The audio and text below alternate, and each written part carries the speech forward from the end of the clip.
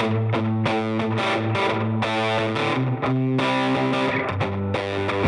listening to the Cantina Cast, your home for thought-provoking Star Wars talk. Join Albert and Jonesy in breaking down the latest news, trailers, movies, and of course, your favorite characters from a galaxy far, far away.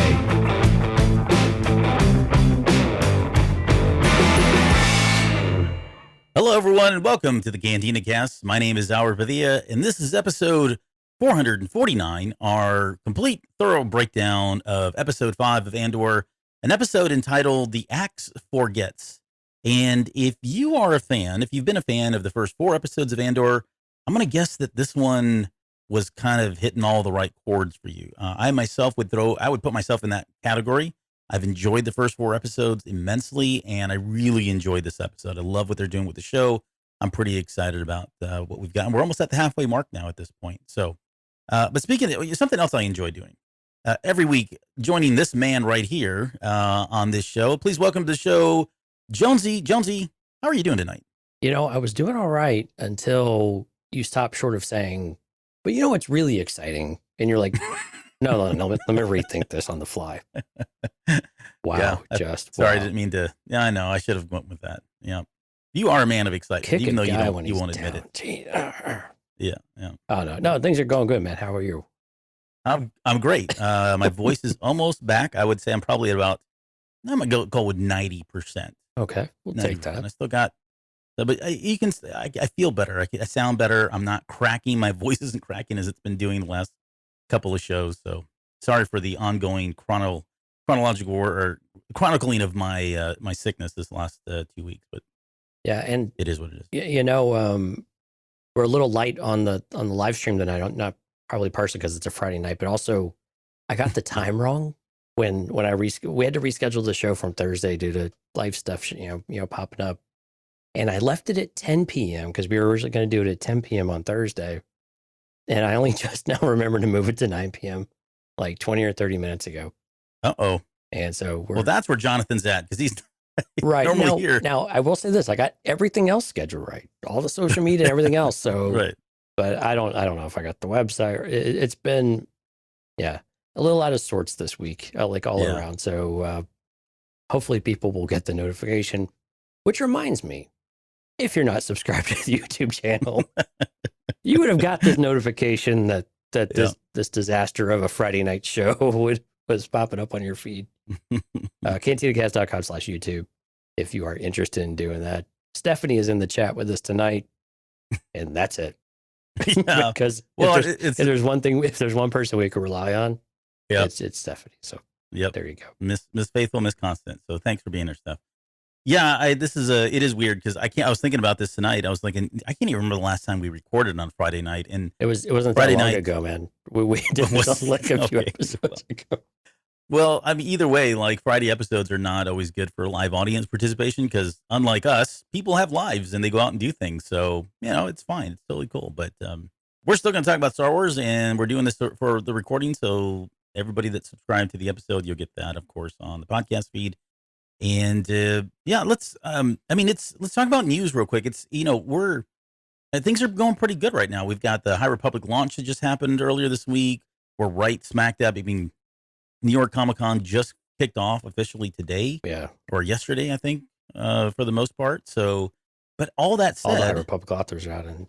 Well, and I was going to say, there really is not a lot of Star Wars that's coming out, but it has been really cool to see the High Republic authors on the press junket and out there doing social media posts. And I don't know if you caught this, but they had the Times Square down in New York ran the new High Republic trailer. Mm-hmm. That they released earlier this week. They ran that down there on Times Square, and all the authors were there. Pablo Hidalgo was there. Michael Singlain was there. So it was kind of cool that they actually ran that. So I really dig that billboard they've got down in Times Square that they did for like the Obi-Wan Kenobi series, and they've done it for others where Mando or Book of Boba Fett. Yeah, Book of Boba. Yeah, it looks like it's almost like 3D, like it's almost like a room with a window and just pacing around and whatever it is. And that's a pretty cool billboard. I like that a lot.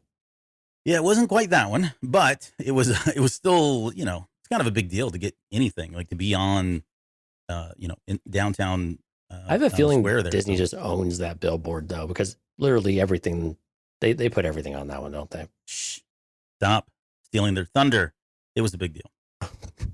Doesn't make it any less of a big deal. Just no, it doesn't. It doesn't. Just but you know, I mean, because I would love to be down in New York and see that up there. That's kind of, it's just another experience of being in New York City, you know? Yeah. But I'm trying to think, like, I don't know that it's probably not a fair, kind of comparison, but I don't know that any of the books have ever like been that publicized, right? I don't know. Shadow of the Sith would have been a cool one to have up there. Yeah, there you go. That would have been a neat one to see what they would Sorry, have done Adam. on that one. Yep. That's right. Adam, when we do the re-release of Shadow of the Sith, when we do the 1 year anniversary reissue, because it's so amazing. Paperback, the next big thing. Oh, that's right. Yeah, we are waiting on a paperback, aren't we? We had a great Patreon show just a couple days ago. So if you've not had a chance to, if you're a Patreon subscriber, you've not had a chance to listen to it, please do so as soon as you can. Great debate, a lot of audience interactions, with the live feed, and really just kind of talking about all things Star Wars fandom, which is not the most controversial subject. I'm kidding, that's sarcasm. So I think we spent almost a good 2 hours kind of talking about it, and we got a little soapboxy, a little preachy at times, but I think it was good. It was healthy, and I think everybody stayed pretty chill in the chat. That was just you. Okay, I said we because we're a team, right? This is our show, and okay. If I screw up, then you screw up, and if you do good, then I do good.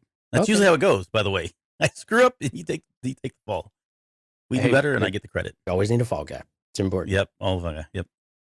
So, Jonesy, where would they go if they were interested in joining Patreon? Oh, I'm glad you asked, Albert. They would go over to cantinacast.com/Patreon, and they would look at these wonderful tiers, and they would join amazing folks like Mike, Kathy, Rob, Lauren, Dante, Risk, Justin, and Jackson, Mr. Rod, of course, and actually, who joined Rod? Our show notes are outdated all of a sudden with the Rod tier. Gene did. Eugene did. Gene, right? Yeah. Gene's the other one. Yeah, I need to go update the template, apparently. But yeah, so thank you to all of our now part of the Tribe and Delusions of Grandeur tiers. We are in the month of October, of course, so we are going to be getting ready and situated for another From a Certain Point of View. And those two tiers, the top tier gets first crack at everything. They're guaranteed to be on one show a month.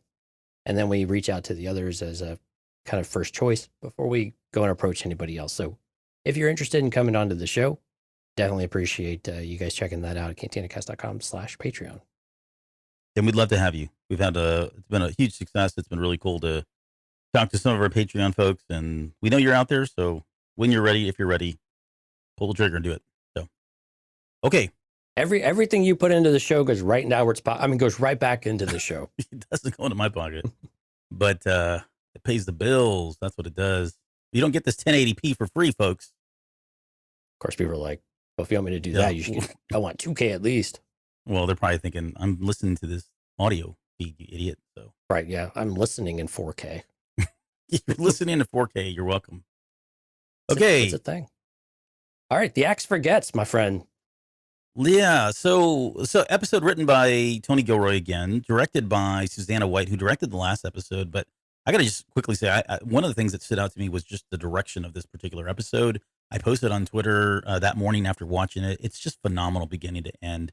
The way all of the camera work, the lighting, the angles, the staging, the depth and everything that she uses. I mean, it's just brilliant stuff. And I wouldn't look, and she's done a lot of other television, but nothing that I'd ever seen. So this was really my first, exposure to Susanna White. So I thought she killed it. Beginning to end, this episode was about 37 minutes. If you take out the intro, remove the credits. So, yeah, I mean, it's pretty good size, I guess, as far as what we get. But overall thoughts, what did you think of this episode? I really like it. I mean, this was very much a setup episode. We kind of expected to maybe, I thought maybe they get a little bit further, but it's about what I expected to get out of it. And getting ready for the heist, things start falling apart a little bit. We learn a little bit more about the characters. I thought the interactions with Andor and the different people on the team are really what made this episode. Oh, yeah. I could kind of give a care about Cyril and his Cheerios or his Fruit Loops or his, his Crunch Berries, I guess. Crunchies. I think his Crunchies was the audio descriptive term. It looks like Oops All Berries to me. But that is not the show talking about cereal and which is best and which tastes like sandpaper. That would be the basement. That's the basement. Yeah, I don't know if you've heard of that one. But no, Yeah. it was really cool seeing this all start to come together and get us ready for next. It was very much a setup episode, but it was still really rich with content and really rich with character development too. I really liked seeing Andor kind of having to take a bit of a leap of faith, for him to come out and explain why he's there, even if he felt a bit like his back was against the wall. It was really interesting, and I'm really curious to get your thoughts about how that is as we get into the show. But no, Yeah. again, each one I think gets a little bit better, and we could probably argue which ones are the best episodes so far, but each one has a really amazing element that the previous one didn't have, and it's building and it's building and it's building. And so I really like it. And Lieutenant Gorn, man, every scene that guy was in, again, I mean, it was nothing super spectacular that was going on, but it was just what was going on was just interesting, and it was working. Yeah. The Mon Mothma angles, like everything that we were concerned about, we're not concerned about, that we said was going to be a success or a failure. And I know I'm bringing it up every week, and that's intentional. Mhm. Well, no, that's good. That's good. It's checking the boxes in the right column. Yeah. And so I'm really excited that it is still doing that. And again, 37 minutes, but man, it feels like a longer 37 minutes in a really good way. You know, that it's taking its time, and it's really, really full of content. And so again, hitting all the marks. And yeah, Susanna White really loved the directing on this one. When the model was on fire, it felt very much like watching Vader burn in Return of the Jedi. It was just so cool. Yeah. It was just so same cool. feeling. Yeah. This episode, again, I really enjoyed it. There was a lot of good things going on from the direction, but like you said, the acting has been just freaking top notch. And I know Star Wars maybe hasn't always set the bar very high for that in terms of even the movies. I want to put things in perspective, but again, this it just feels like a different breed of caliber of actors and writing and directing and all that. So this is premium television content, and it's delivering on the premium without a doubt. Yeah, no, I would agree. I feel like that a lot. But the Lieutenant Gorn stuff, I found myself super intrigued by that, right? And getting his backstory. And it wasn't honestly until like the third watching that I understood what was going on with his character in this episode. And I've seen other people talking about it, and I think they've missed it. So it's not a big surprise. It's not a big, revelation. At least once you see it and you go, oh, okay, I get what's going on here. But once I think you come to terms with what's happening with Lieutenant Gorn, I think you appreciate those scenes a little bit more. So I'll tease that up, and we can talk about that a little bit further. His backstory, I think, was the one maybe weak spot, because of the reasoning why he's against the Empire seemed a little bit light. Yeah. I was trying to find the right word. I kept thinking shallow, but that's not the right word. But yeah, light. That's that's exactly how I would put it. I'm enamored with the character. I don't even know why. I can't put my finger on it. It's his accent. Maybe so. I was going to mention one other thing about this, just generally speaking, and it is similar to episode 2, like in that same sense, right? It was episode 1 was kind of the quote slow burn. Episode 2 was building, and you got the sense that it did a really good job of kind of bridging the first episode with the third episode, looking retrospectively back now. But this one, I think, does an even better job of setting up the tension, because just the way it ends, right? It ends almost literally on the cusp of the big event that we know is coming. Right. And just that anticipation, the way they're building up with things, the team dynamic, where that's left off at, right? There's a lot of doubt still, from all the different characters, especially Andor, right? And we'll get into that specifically here. But yeah, I just thought it was a really good setup episode for part 3. I've seen a lot of blowback, a lot of feedback about, hey, should they have not released these things in chunks of 3, right? Give us what, 4 1.5 hour episodes as opposed to this weekly 35, 45 minute episodic type things. How would you feel if they did something like that? I can't buy into that. I mean, I get where I understand where the rationale is coming from, but I just don't know that I would agree that that's really the best way to go. It just depends. I mean, if this is one, so I think we had talked about this maybe a couple weeks ago. This is really it's not feeling episodic. It's feeling like one continuous story. And I don't know that these story arc, that there's an arc. And there's some natural arcs that kind of are built into episodes like this or into series like this. But it's very much one continuous story. And how they break it up is kind of, I don't know. If you released all of it at once, sure. you get the entire story. That's that instant gratification of being able to go to the next one and the next one and the next one, and not have any pauses. But I gotta be honest, man. I look back at like our lives of consuming content over the 40 plus years you and I have been alive, and man, I'm like, we are this spoiled that we have to have everything like right away, you know, and right. and that we can't wait a week for TV. I mean, Yeah. now granted, I say that I feel that pull. I'm like, well, damn it, I'm ready for the next one. Can I just have the next episode, please? Because time's precious, right? Especially as you get older and life kind of consumes you. When you have time to sit and do something, sometimes you have to sit and do it for a while because you don't know when that is going to come back around. But yeah, part of me is like, are we? This is what are we gonna die on this hill? No thanks, you know. right. But yeah, would I want all at once? Sure. Do I like waiting a week? I don't mind it because it makes the show a little easier. At the same time, though, I don't. I'm not going to go and complain about it either because this is what TV is and what it has been historically, and it's okay if it's still this every once in a while. Yeah, I'm with you. There's plenty of other TV that's not like this. So, okay, well, let's enough talk about our initial thoughts. Let's get into the episode itself. Again, music change with the credits in the intro. Nothing really big, surprising. I do like how they're kind of setting that up, though. It does set the tone for what the episode is. It's very apparent and evident. So let's talk about Karn. Mama Eddie Karn, Edie, I guess is they never said her name. It's spelled Edy. I'm going with, I guess, Edie. How about that? I'm on board with that. So without going into like the scenes, man, what are your impressions of what's going on here with Karn and Mom and Uncle Harlow? Uncle Harlow. I mean, just how are your feelings about these scenes in okay, general? Is this a positive thing for you? Or are you like left scratching your head a little bit like, nope. What the hell are we watching? No, this has got Albert written all over it. Like I can watch this crap all day long. It's like mini Sopranos action going on here now. Well, I was gonna say, so yeah, I would equate it to like some of the stuff that happened in Sopranos, some of the stuff, and I'm gonna use this term. I know people are gonna probably have visceral reactions and like freak out, but there's certain things that happen in Quentin Tarantino movies where they're very questionable. It's like, why is he even showing us this? Why is he doing this? And later on, there's a payoff, right?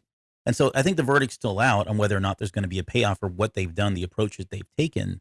But these little bits and moments and scenes that feel like they mean nothing do add up to something later down the road. Now, it may not be hugely, wildly significant. It may not be, it may not lead up to some catastrophic moment or anything like that. But in the context of the storytelling and story development, it does mean something, and it gives you insight. That's more than anything. I think that's what Tarantino usually does. He gives you insight into just these everyday mundane things that eventually turn into something down the road.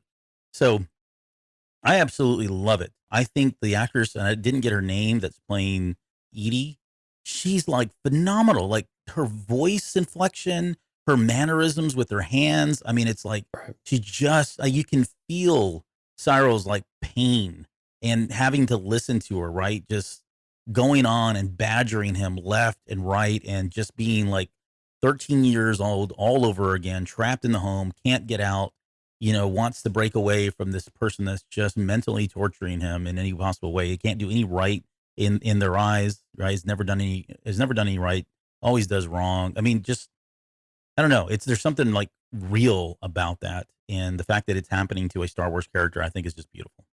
So let me ask you a question about Uncle Harlow. Is this going to be a character? Well, no, I mean, no, go ahead. But the name Uncle Harlow, it makes me giggle. I don't know why. It is weird. Is this going to end up being a character that's already established that we know? Do you think it's going to be something like that, or is this going to be a character that never surfaces? It's just this off-screen mafia type of thing. No, let me make some calls and we'll make something work out. Right. This feels like this is the predecessor for getting Cyril into the Empire, or something to that extent. It feels like he belongs in the Empire, one way or the other, right? He's got the fanatic behaviors, even though he's a disappointment. He's checking all the boxes as far as the Empire is concerned. They just don't know it yet. Sure, I'd agree. So is Uncle Harlow going to be someone that we recognize, or is this going to be a non-event type of character for us? I'm like 50-50. The way they've written the character, the way they've set him up, and there's a mystique about him that leads you to think, okay, they're going to surprise us, and there's going to be a reveal, and it could be a lower tier character of some sort, right? But somebody who's, well placed within the Empire, who has strings, who can get him a job, kind of thing. Maybe they're directly connected to like a Krennic or something like that. I wouldn't say it's going to be Krennic, of course, but I would actually be okay with that if they did something like that. And if they didn't, that's okay too, right? The idea that there is just somebody named Uncle Harlow who has got connections with the Empire that gets him in is probably enough. But I guess I could go either way. But I get what you're saying, though. Well, here's where my headcanon's going. If you're ready for this one. Yeah. So Uncle Harlow is Palpatine's nickname because this is his long lost girlfriend. I'll just stop. Wow. I'll stop there and let your imagination run wild. Yeah, he knows how to pick them. I'll tell you what, man. I tell you what, how cool would that be if Emperor Sheev Palpatine had a nickname of Uncle Harlow? I mean, it's like straight out of Robot Chicken. That's why I keep laughing, because it's like if it's anybody like hugely popular, just the name Uncle Harlow sounds. Oh my gosh! hilarious. You know what we got to do in all of your infinite free time, because I know this is right up your alley. Okay, I'll make time. You should take an image of Emperor Palpatine on a card back, like an action figure card back, and like redo the label. It says Uncle Harlow, and maybe just give him like a necktie or something. Right? Yeah, exactly. Like with his emperor robes. Yeah, okay, I'll see what I can do. Oh boy. So yeah, what do you? I mean, so what are your thoughts? I mean, I guess you've kind of said you're still, and I get it. You're probably scratching your head, going, "What do I really need to see this?" Because to be fair, these scenes are like not even very long. They're very short. There's really not a whole lot transpiring other than this Uncle Harlow thing, right? Yeah, they're not exciting. It seems like that's going to get him out of there. And they're not exciting whatsoever. They're a little bit slow. He threw the cereal in the thing, and it made a splash. It did. So we're gonna get a sound and editing award nomination. I don't know why people are saying there's no action going on this.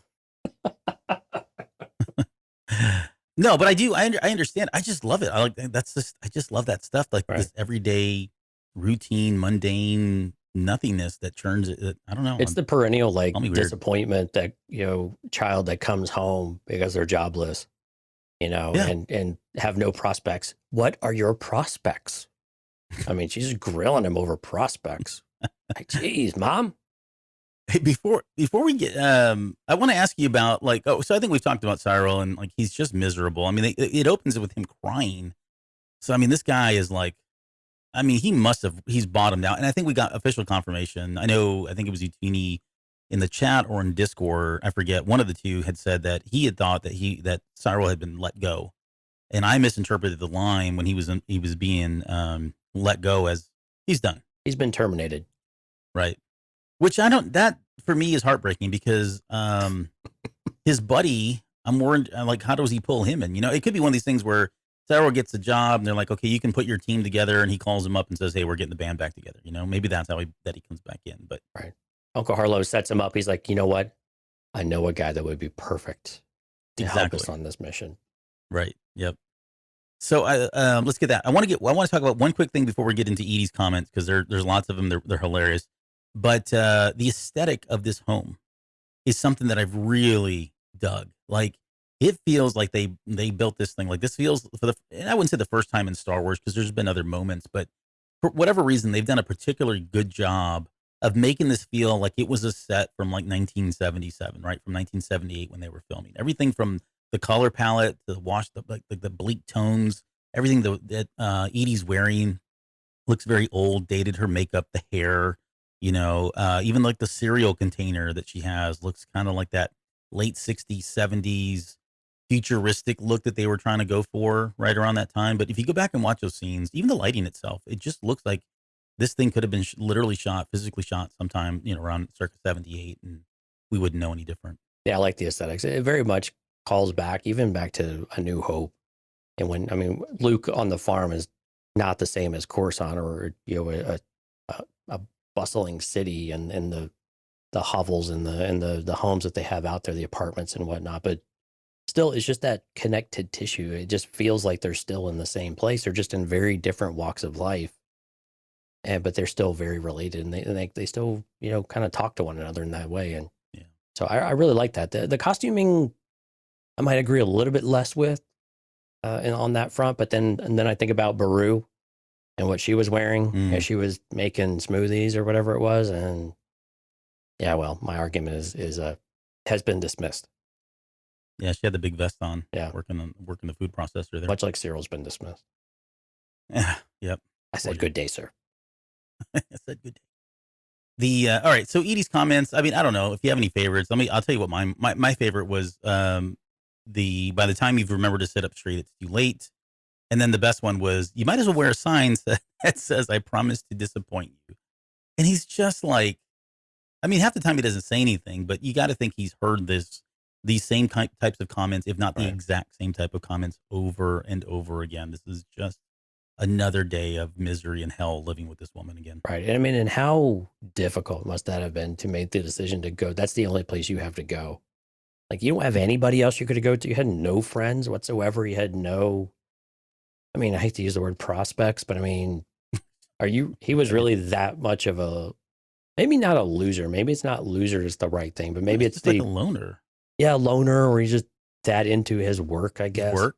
Mm-hmm. But even still, no, just seems like loser. I'm going to go with loser. Yeah, and it makes the slap even more sad now, too, because I think that, we didn't know why she had slapped him, but not only is he coming in, and this is just like, kicking somebody while they're down, or, he's coming here and he's bottomed out, and he goes to the one place that he has to go to, and he's greeted with a slap, and then it's just all mental punishment at that point. Yeah, being berated and then having to call in this favor. And so I think the most interesting part about this is this favor with Uncle Harlow, because she did something, I guess, to gain favor in this, or for this family. So there was some sort of exchange, right, to where he feels like Right. he owes and they call in this one. But it was really interesting, though, that they've gone on for this long and kind of held it in the hip pocket, which again kind of just keeps up with this, this vibe of things that we've always associated with Italians and more of a mob mentality. And I know those two things are unfair to put together, but those are the stereotypes, right? And then they're definitely playing some of that up here. But I just thought that was really interesting that there's this history. And that's why I'm really curious if this is going to be a character that actually means something to us, or is it just going to be cast away? And I think this is one of those times where I would very much prefer it to be someone we recognize and then actually have some sort of like, oh, okay, type of moment where that's like, okay, I'm on board with that. That's cool. It doesn't have to be anything. It doesn't have to be Palpatine, right? I was, clearly Sure, joking about that, but kind of. But it would be really cool if it was something that just kind of made sense that we didn't think of, that we're not thinking of. And that would be how he got in there. So like you were saying before, whether that's a Krennic or someone like that, again, why would they call him Uncle Harlow? But again, no one goes by their real names in the mob. So maybe that's not out of the question. It would be interesting to have like again, this is pure speculation and all that, but like if it was like one of Krennic's assistants or one of Krennic's officers, and there's a scene where she makes a call, or we see Uncle Harlow, and in the background Krennic is there, or we just just a way to tie it together. So because somebody like that would have some power, they would have some influence to bring somebody from the outside in as a favor, and just kind of straight line him to the front or up the ladder of sorts, so that they could have a poignant role within the Empire. That might be enough for me, just to have that association and not have it be somebody directly that we're thinking, or somebody direct, I guess. Yeah, and what would be fun? So if you're listening to this, or if you're watching the live stream, either drop us a comment in YouTube, or send us something on social media or in Discord. Let us know who you think Uncle Harlow is. If you happen to be right, I'll figure out some way of maybe sending you a little special something. I don't know, just for fun. CantinaCast.com/Discord if you want to do it on Discord, or of course in YouTube or wherever else. And so good luck if you guys have a guess and you want to submit that, that would be really cool. Okay, well let's move on. Again, the key takeaway, like you mentioned earlier, is that there is an Uncle Harlow. We had assumed that he would join the Empire. We could be wrong still. I mean, it could just be another job. Who knows what it is? But this does look like they're setting up this whoever this person is the one that's going to get him back on track, and maybe to in our headcanon, so that it can work. Get him up working with Deidre at some point or whatever. We'll see how that plays out. But let's from here we go to the base camp in Aldhani, and it opens with what's his name, Skeen, going through all of Andor's stuff. And this isn't the first time. This happens a couple times in this episode, but Interesting background on Skeen. Like I really dug what this guy was saying. I like his approach, even up to the very end. When he puts the knife up to his neck, it's like he knows there's something going on, right? Even though everything seems to be checking out, there's something to be said about his intuition, right? His I think they all uh, feel something is not right here. Why would you bring someone at well, the yeah, last no, minute? you're right. You didn't Yep. mention it, Vel at all. The guy's a bit standoffish. He's not a team player. He's not sending the right vibes for the team, given how dangerous this mission is either. So not surprising. Do you think Vel actually told him to do that though? Well, see that I don't know. I don't think even so. like I would have called his bluff and went and asked Vel, but he didn't, right? So I don't know that we'll ever know the answer to that. But that doesn't seem like Vel's character. Well, yeah, and he doesn't seem like much of a BSer though either, but maybe he is. True. Yeah. True. With the exception of I forget the tall gentleman's name with the M, starts with an M, or with a T. Tamara, what's his name? Yeah. Dang it, I'm I think it's still learning these Tamarin. guys. I'll just call him Tamarin. With the exception of him, everybody else seems to have at least fallen in order or fallen in line or accepted that he's here, right? They may not be 100%, but those two characters, and especially Skeen, are like, I'm not buying this. This is too dangerous. There's too much at risk here.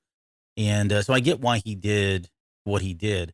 Now, let's talk about the tattoos.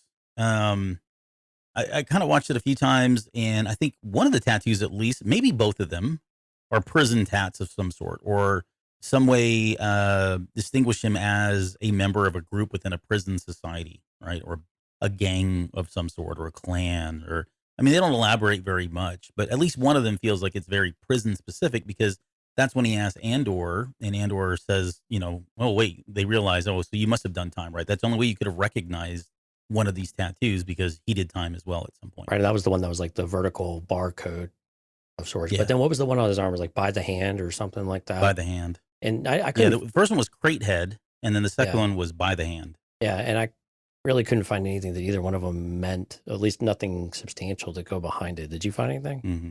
No, I didn't at all. I mean, that's fine. I like that.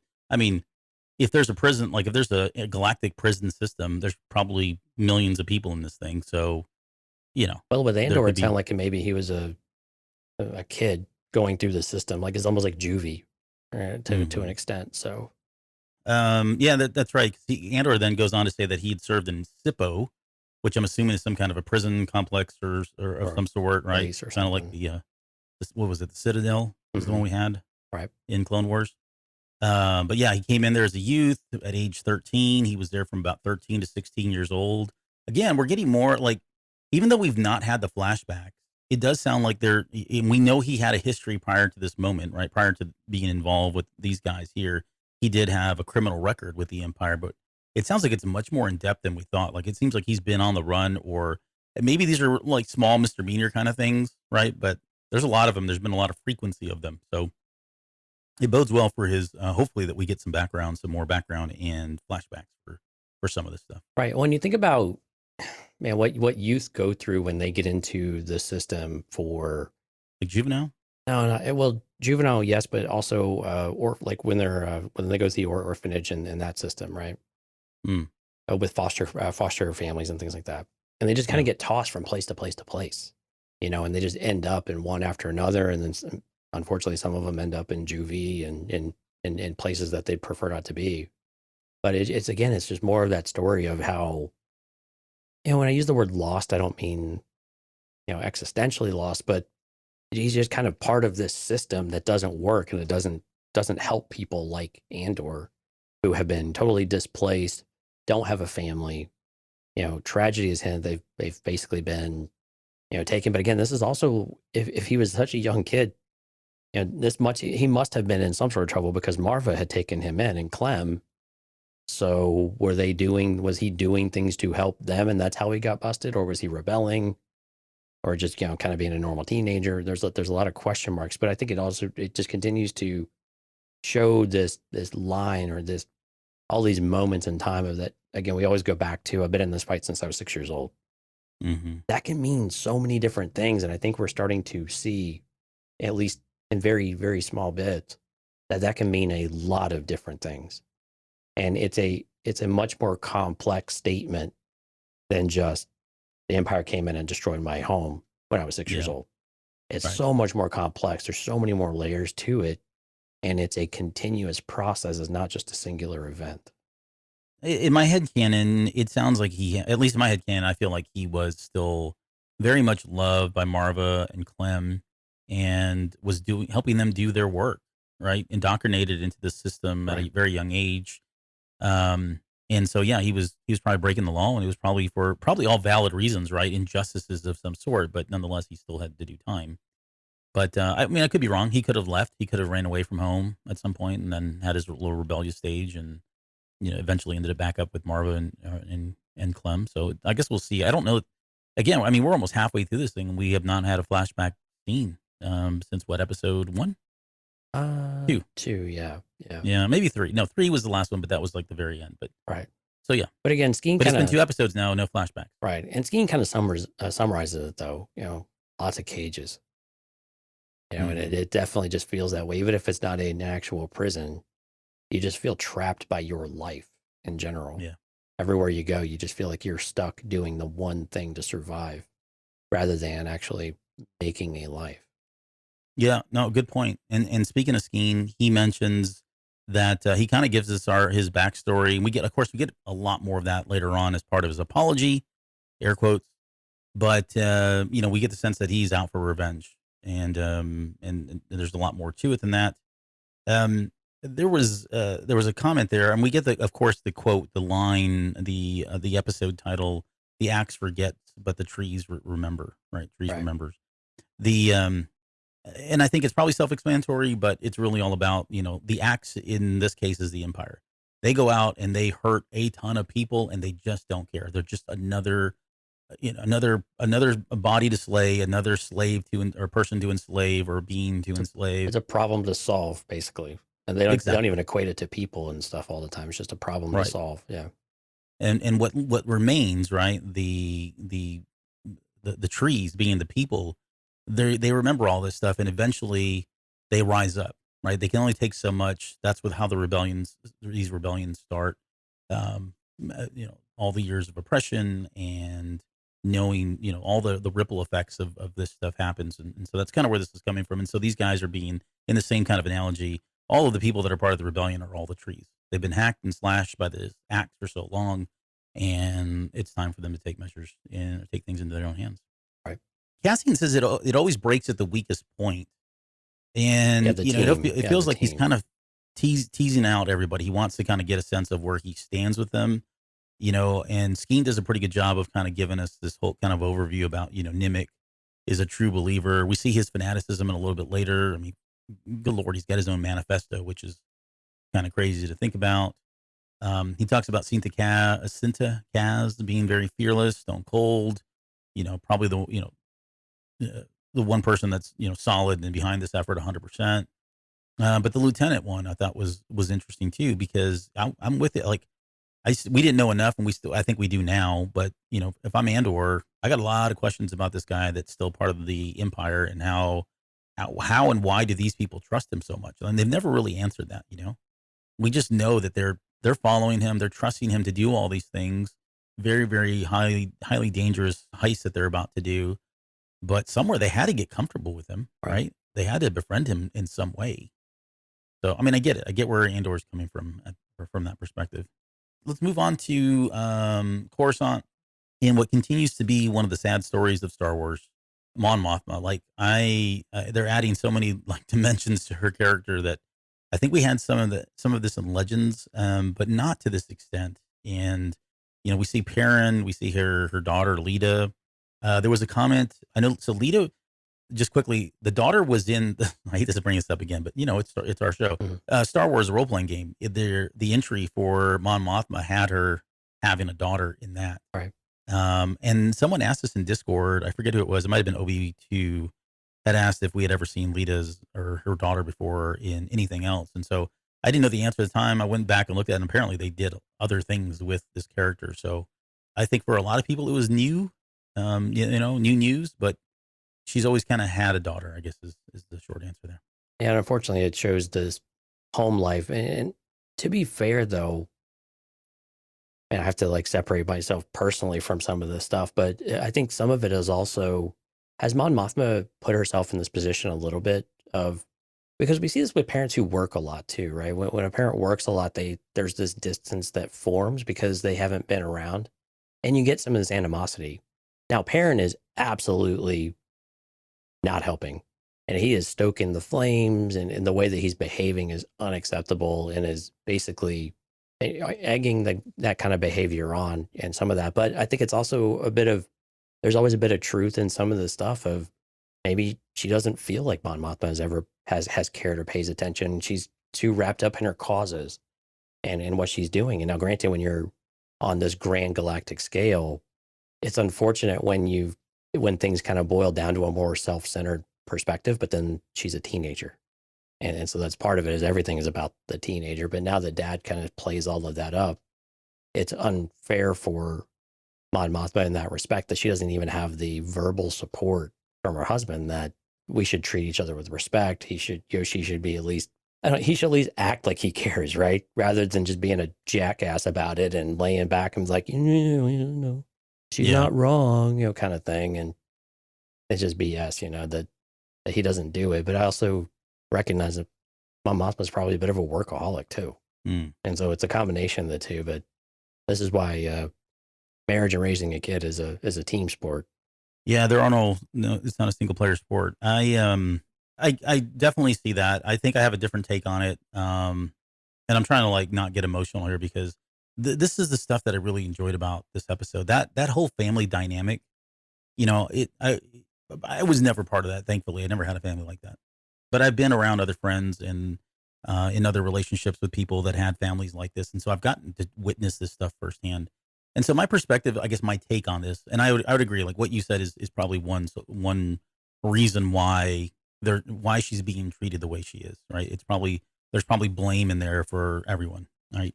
Mostly on parents' side, but maybe she does because of her workaholic and work ways as well. Another reason, though, and this is probably more in the defense of Mon Mothma, is sometimes people like Perrin are so toxic, they're so selfish, they're so self-centered, that they manipulate the child and manipulate people in the family to believe that is really what's happening, right? So for every time that she did step away because of work, that's when the parents step in and say, look, your mom's not here. She doesn't love you. She doesn't care about you. She doesn't care. She's so wrapped up in her own work, doing her own thing. She's not giving you any time of day. The minute that Mothma is trying to do something with that child, it's never acknowledged, right? The parents then step away, they detach themselves and do whatever they can to hijack that experience, hijack that relationship, almost, try to take it down in some way. And so over time, the only thing that they end up remembering is all the negative stuff. And so they end up building this long narrative of, look how awful your mother is, right? And as a teen, like you said, by the time they come into their formative years as a teen, that's when they become very, they do become very self-centered. It's all about them, right? And so if you've got that historic background and coming into it like that, plus hormones and everything else, it becomes really easy for, I think, a teenager to suddenly go, this is my life, and you've never been here for me. You don't care. I'm letting you off the hook, right? She's saying some really awful things because I take Mon Mothma's comments at face. I take them at face value, but I truly believe like she's shocked that they're even talking to her this way, that they're this disrespectful, because in my head, again, I feel like she has been doing these things and they're not acknowledging that. All they want to do is focus on and acknowledge the stuff that she isn't doing, which is probably not, it's probably not fair to do in the grand scheme of things. Yeah, and I agree, with you. I mean, that's clearly what they're trying to get across too. That while Mon Mothma has a very heavy weight and a burden from what she's trying to accomplish in a more galactic sense, she's not necessarily neglected her family, at least to the extent that maybe they feel neglected. I mean, maybe that's us trying to color it that a certain way because we want to be in defense of Mon Mothma because she's such an important character. But when you see the behaviors and, like you said, kind of that toxicity from Perrin, where he's just willing to let everything linger out there and not show the respect to his spouse when their daughter is speaking in a certain way and resisting and revolting, is definitely not It's not acceptable, of course, and both parents have to be aligned. And of course, this happens every day, unfortunately. But this is it's pretty upsetting to see it. Not gonna lie. Yep. Yeah, I mean he's so apathetic, right? When it's just them two, he's been very apathetic, and we finally get some kind of emotion from him later on in the car, right? And we'll talk about that because that was a very interesting scene. But he's so apathetic for the most part, and then yet here, okay, so then this moment now, their daughter is revolting. Essentially, she's saying things that again I feel like are probably not true, taken out of context, things that he's planted, long ago, and he's manipulated her to say these types of things.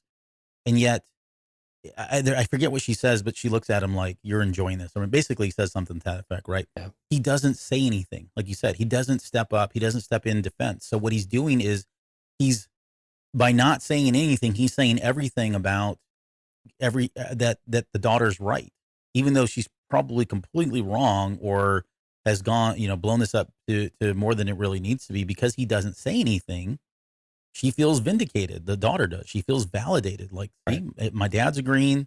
Mom's not really putting up much of a fight. She seems upset, but you know what? That's what she's going to say because she's self-centered. So it just continues to be that narrative, and he's just kind of like loving it. It almost feels like he's relishing in the fact that he's created this situation, and he's not doing anything to stop it. So he's just empowering her, and I don't know. It's a horrible mental, uh, emotional fight that's happening. That again, like you said, happens every freaking day in real life sometimes. So, Yeah. anyways, let's. It's unfortunate that he. Man, I mean, he's like he's resorting back to his own kind of self-centered view of why he doesn't get in. It's almost like he's attention starved as well. And so this is the only way that he can punish her for all of the ways that he feels, right? And he knows the most effective way to do that. She could probably let his crap kind of roll off.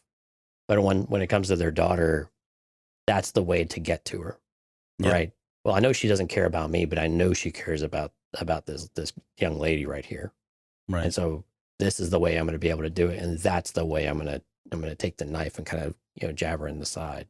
Yep. And that's going to be my way to rebel in his own little way. Let's got heavy. Let's move on. Yeah, no, we'll get more to that. We'll get more on them here in a little bit. But back to Aldhani, this is where we get Nimic's manifesto. We get the background on him. He seems like he very much like I was thinking of Leox, but he's still, enamored by old technology and the fact that stuff can't go wrong or whatever. We had that whole I didn't make that comparison, connection. the analogy there. Yeah, I didn't make that connection. That's a good one with Leox. He's like, well, It's he's old. so unique It's now. tried and true. It works. Yep. Once you figure it out, it will Mhm. never. It will always be good because you can fix it because it's basically mechanical, or as mechanical as Star Wars gets, I guess, in this type of thing. Yeah, and Leox says something in one of the books similar to that. I think it's in The Fallen Star.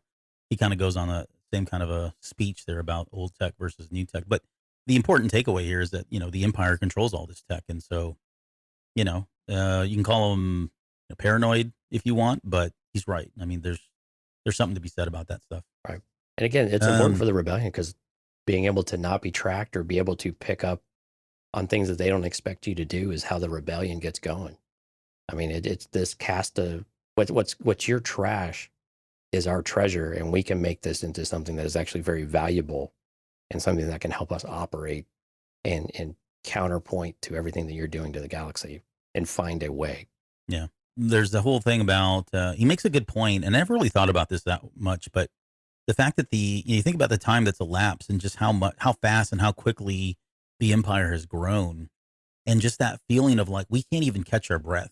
Like we can't, up until now, no one's been able to even like rise up against them because it's just been an onslaught of change and oppression at every level. And, the wiping out of worlds, desecration of lands, desecration of people, the mining of resources, all of that is the pillaging of resources from planets. It's just been a whirlwind. And what he says in this particular part is that you forget who you are.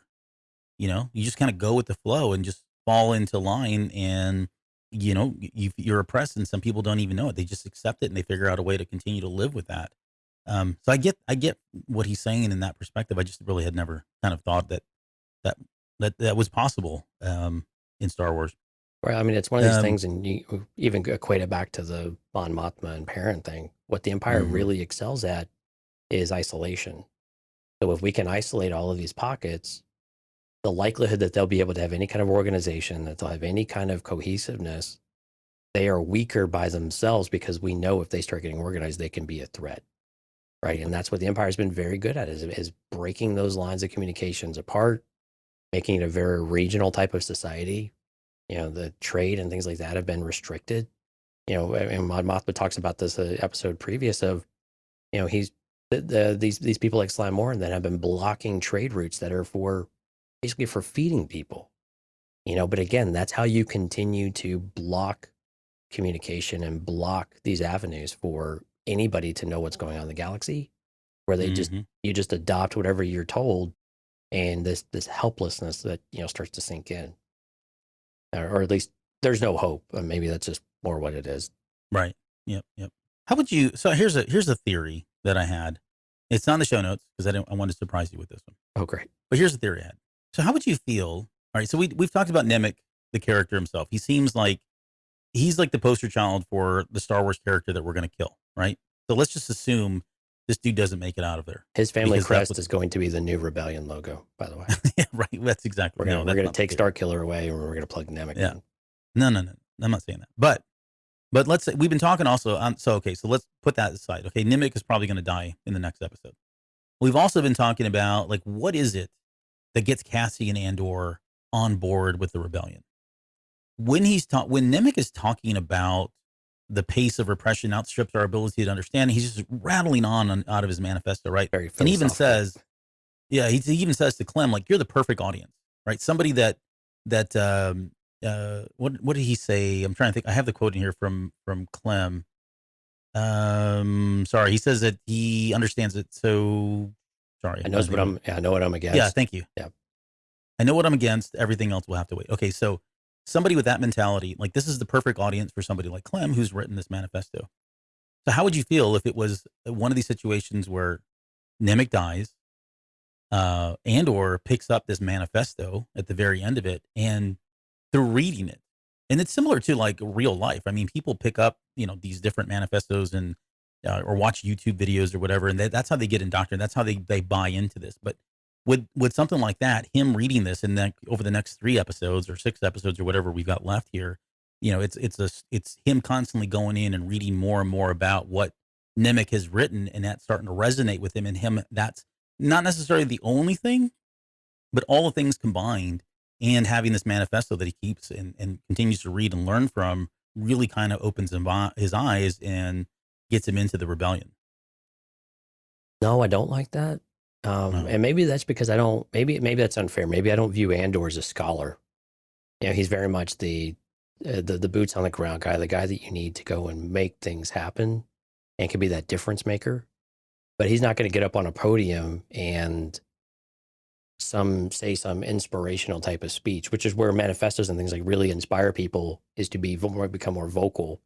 And Nemec is very much like that. He could sit there and get on his soapbox and start to, relish in the words that he said, and be able to say, these are the don't you understand? Don't you see?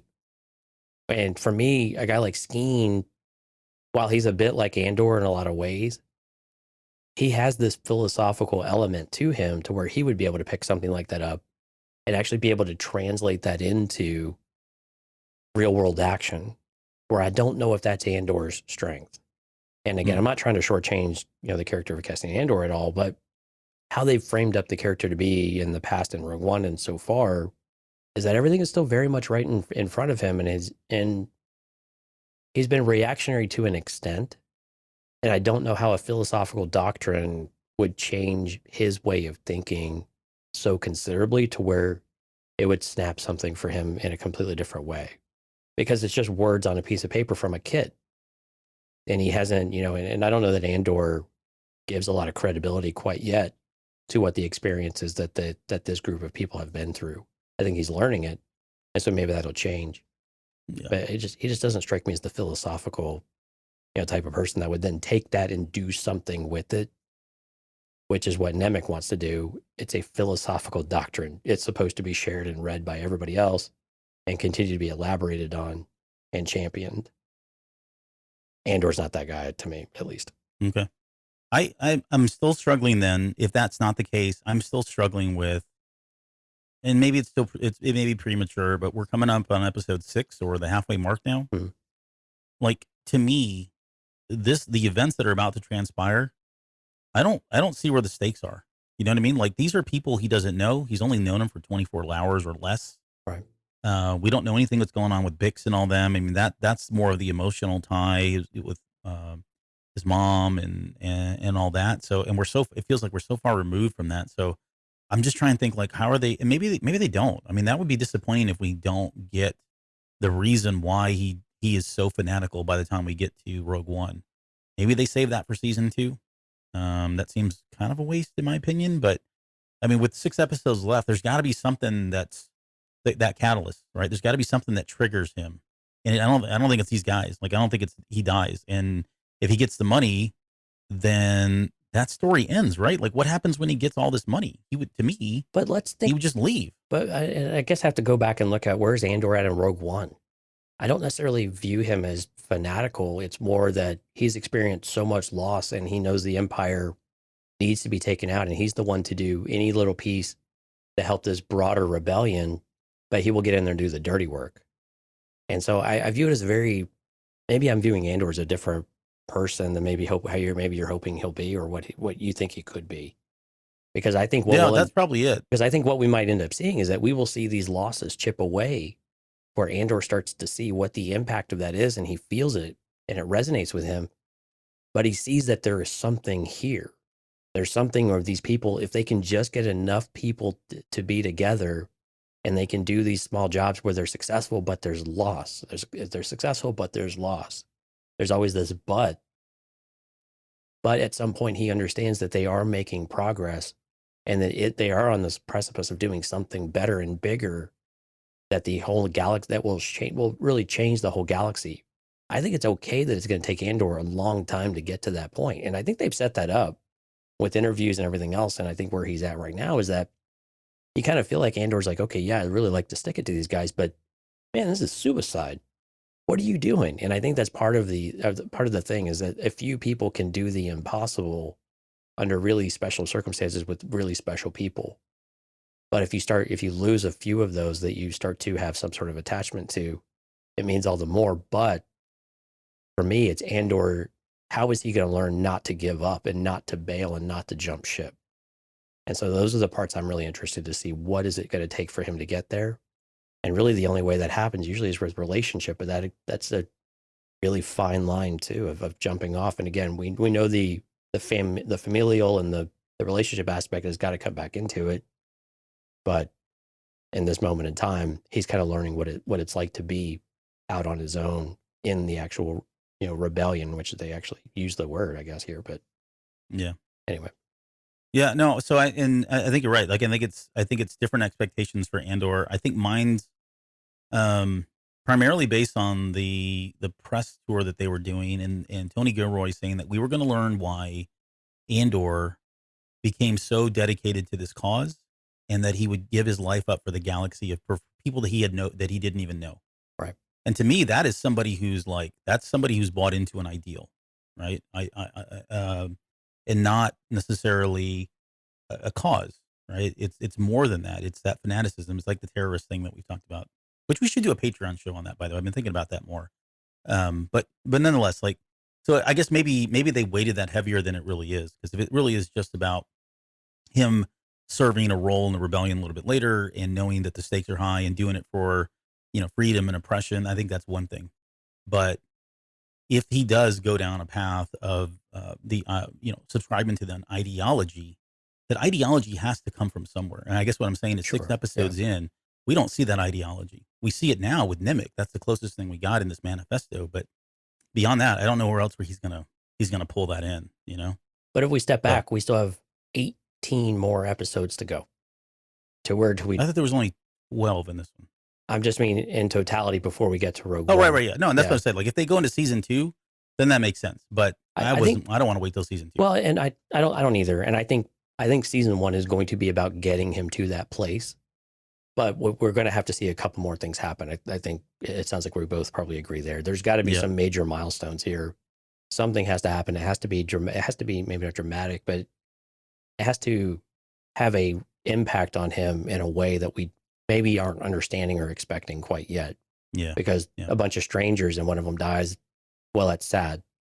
Sure. But did he have anything invested? Exactly. Did he have anything invested in them, especially with this cause and what's going to bridge that gap? So I understand where you're going with it and why that's, I understand your eagerness. It feels at odds. Well, right yeah, now. and your eagerness to kind of get there quickly and get there soon, maybe not quickly, but get there soon of understanding, okay, what is it that's going to give us that idea of what is it that's going to be used that flip that switch, or at least start to see that mental model start to shift. And it's not evident yet. We don't have it quite yet, even though we see, a few breadcrumbs here and there, but they're still very, very vague. Let's move on. I want to talk about this quick moment here where I thought it was great. This whole scene where Andor is calling them out for like not knowing, like they had a major piece apparently, and I don't know the ins and outs. I mean, I get there's a way that this thing launches off of what the heck was it called? I'm trying to remember. It was a track launcher or something. It's on some sort of rail, and there's some sort of manual clutch and things like that. Sure. Yeah. Star Wars science, right? Is there okay? Right. But whatever it is, I mean, it would seem like it was pretty significant. But I thought it was hilarious that he was calling them out on that. I love the way he was interacting with them. He's like, "You don't know how to get off the runway, do you?" Like the way he delivers that line, it's almost like, I can't believe this. Like, what the heck were you going to do? Like, what would you have done without me? He essentially says that same thing. Like, they would have called it off. I mean, and that comes out later, right? And well, she says we would have figured out, but that's BS. I think she's trying to save face. They would have called it off. Yeah. I mean, but I mean, this is the thing, though. I think that Andor's starting to recognize, though, is that this is what the rebellion is, and it's not exactly. It's not what the rebellion is right now in this moment. It's what the rebellion continues to be for a very long time. It is very much just barely good enough. Sometimes, and we'll figure it out. Yeah, I mean, you see a chance. Is it a good enough chance to take? And if the answer is yeah, probably, then you go for it, and you hope it's not a war of attrition. And I think that's the thing here. And again, I think Vel is saving face though too. I think she's also coming in and saying, well, we would have figured it out, when really, no, Luthen would have scrapped it because he knew they were short. And when they said they were a person short, they were a skill set short. Well, yeah. And then that's what, specifically, if they weren't able to get Cassian, this thing would have been junked and it just wouldn't have been possible. Yeah. And that's why at the very end, they kind of hit home the fact that Luthen I think he probably knew this, right? He knew there were gaps. And that's why it was so critical, so vital for him to get Cassian and Andor on board, because he was going to be the missing piece to pull this off, which the way they're setting this up, it feels like this is going to be kind of a huge moment. That last line of, by this time tomorrow, everything will be over with. And he says, or it'll just have begun. I think this is really going to begin a lot of that for him. So, right. We got like a little training montage. I'm going to jump ahead and kind of combine these things together. I'm calling it a montage. I think there was music, so it qualifies in my book. I won't argue with you. But yeah, there was a huge moment for Cassian Andor in his ability to recognize things, right? That whole, he shoots with the left hand, he shoots with his left hand, right hand, favors left, but shoots right. Right. His attention to detail, right? And so this was kind of like it was very much like a Bourne, Jason Bourne quality of them, where you don't think they're paying attention, but they really are. And to an extent that most normal people would not. And that's what sets them apart, right? That level of detail and attention. And I like that's why Luthen calls him the thief, Andor, because that's what thieves do, right? Thieves are very observant, and they notice the things that you take for granted to use their advantage. And yeah, I mean, observation skills are exceptionally important in jobs like this. Sure thing. What do you think of the TIE fighter flyby? That was pretty cool. I mean, it seemed, it seemed pretty loud. I got to be honest, I wanted to be a little more critical about it, but I'm also hesitating not, because I felt like or step outside my Star Wars and get into my movie making mentality. Their reaction wasn't really all that, shocking. I mean, it was cool. They were like, cover the guns and make sure there's nothing. It's just a flyby with the farmers, right? That's the idea. But they didn't really seem like all that surprised. Yeah, they were covering their ears and stuff, but for something that close, that low, basically getting a basically, what was it they do in Top Gun where they, they buzz the tower, I guess is what they call it, right? Yeah. For effectively buzzing these guys just to make a point, these lowly farmers, peasants, I would have expected them to maybe act a bit of a certain way. So that's just an acting critique or directing critique. But anyway, that would have freaked me the hell out. I mean, that's would have been the reality of it. Yeah. No, I enjoyed it. I like the visual. I like the sound. I like the visual itself being like the water that was like kind of kicking up and stuff. Yeah, the mist. I figured it would have been louder. Yeah, and it fell a little flat for me for whatever reason. And I don't know if it was just the combination, and I agree, it wasn't quite loud enough. I would have expected that to really just, really pump your speakers really loud and make you feel it. That it's like right there with you. Stop watching on your phone. I didn't. I watched it. I'm just kidding. No, that was cool. I got another question for you too. Like earlier on, or maybe I can't remember where it is, but at some point, I think it's Skeen is talking to Andor, saying that Cinta shares a blanket with somebody, right? Assume like that she's with someone in that group. And then later on, Vel like steps in between her and Andor and says, "You can dress yourself." And then later on, even after that, when Andor hands her the thing to take a swig of the alcohol, she comes and steps in between them yet again. If you look in the background, she's watching them, like keeping an eye on them. Mm-hmm. And then she steps in, takes it away from Cinta, and then does the toast. But I guess pretty safe to say that they're a thing. Maybe so. I mean, Cinta and Vel. Maybe. I mean, Vel had her own hammock, in an earlier scene or an earlier episode or whatever it was. But I think some of it though is that she sees Andor favoring Cinta, and there's no room for that in this operation at all. And so it probably is Vel. It maybe is Vel. Is where my money would be. But at the same time, she's stepping in, maybe not necessarily from a jealousy standpoint, but also like, no, you really need to focus and not confuse everybody and step in here with your day old self, ruining our team dynamics and everything else, and focus on the mission type of thing. No one's happy you're here anyway. This will make it only worse. And it's clear that he's favoring, Cinta, stealing glances over at her and whatever. Well, I already shipped them, so it's too late. Well, just because if you ship them, then one of them's going to die. By Cinta. By Cinta, yeah. Vel probably will stick around. Yeah, Lauren's going to be very upset with you. Let's talk about that quick scene on Ferrix, because I don't. Again, this is they're setting something up here, right? But it does, like, to have this scene in there feels like we're going to go back there. Like, why else would they show us the former hotel being renovated, taken over, and being made a headquarters, and then we get this Captain Tigo guy who's now going to be the prefect there. So, I mean, we're going back. I haven't, like, there's so much going on, and I'm so focused on the other stuff that I haven't really put a lot of thought into Doc? Sorry, I got to say it. You even had the hand gestures for the people that couldn't see the visual here, but yeah, it looks like we are going to go back to Ferrix for some reason, and it makes sense because we said if the stakes, we need stakes in place, right? For Andor, that's where all his stakes are. They're all sitting there on Ferrix. So the irony of it is that this prefect wannabe is all about positioning in the Empire. It's all about power. It's all about authority. It's all about just being the title. Yeah, the title. That was, and it is no different than what the local authority was basically doing. True. Except they were just being a little more lazy about it. But it was all about this, the status symbol of sorts.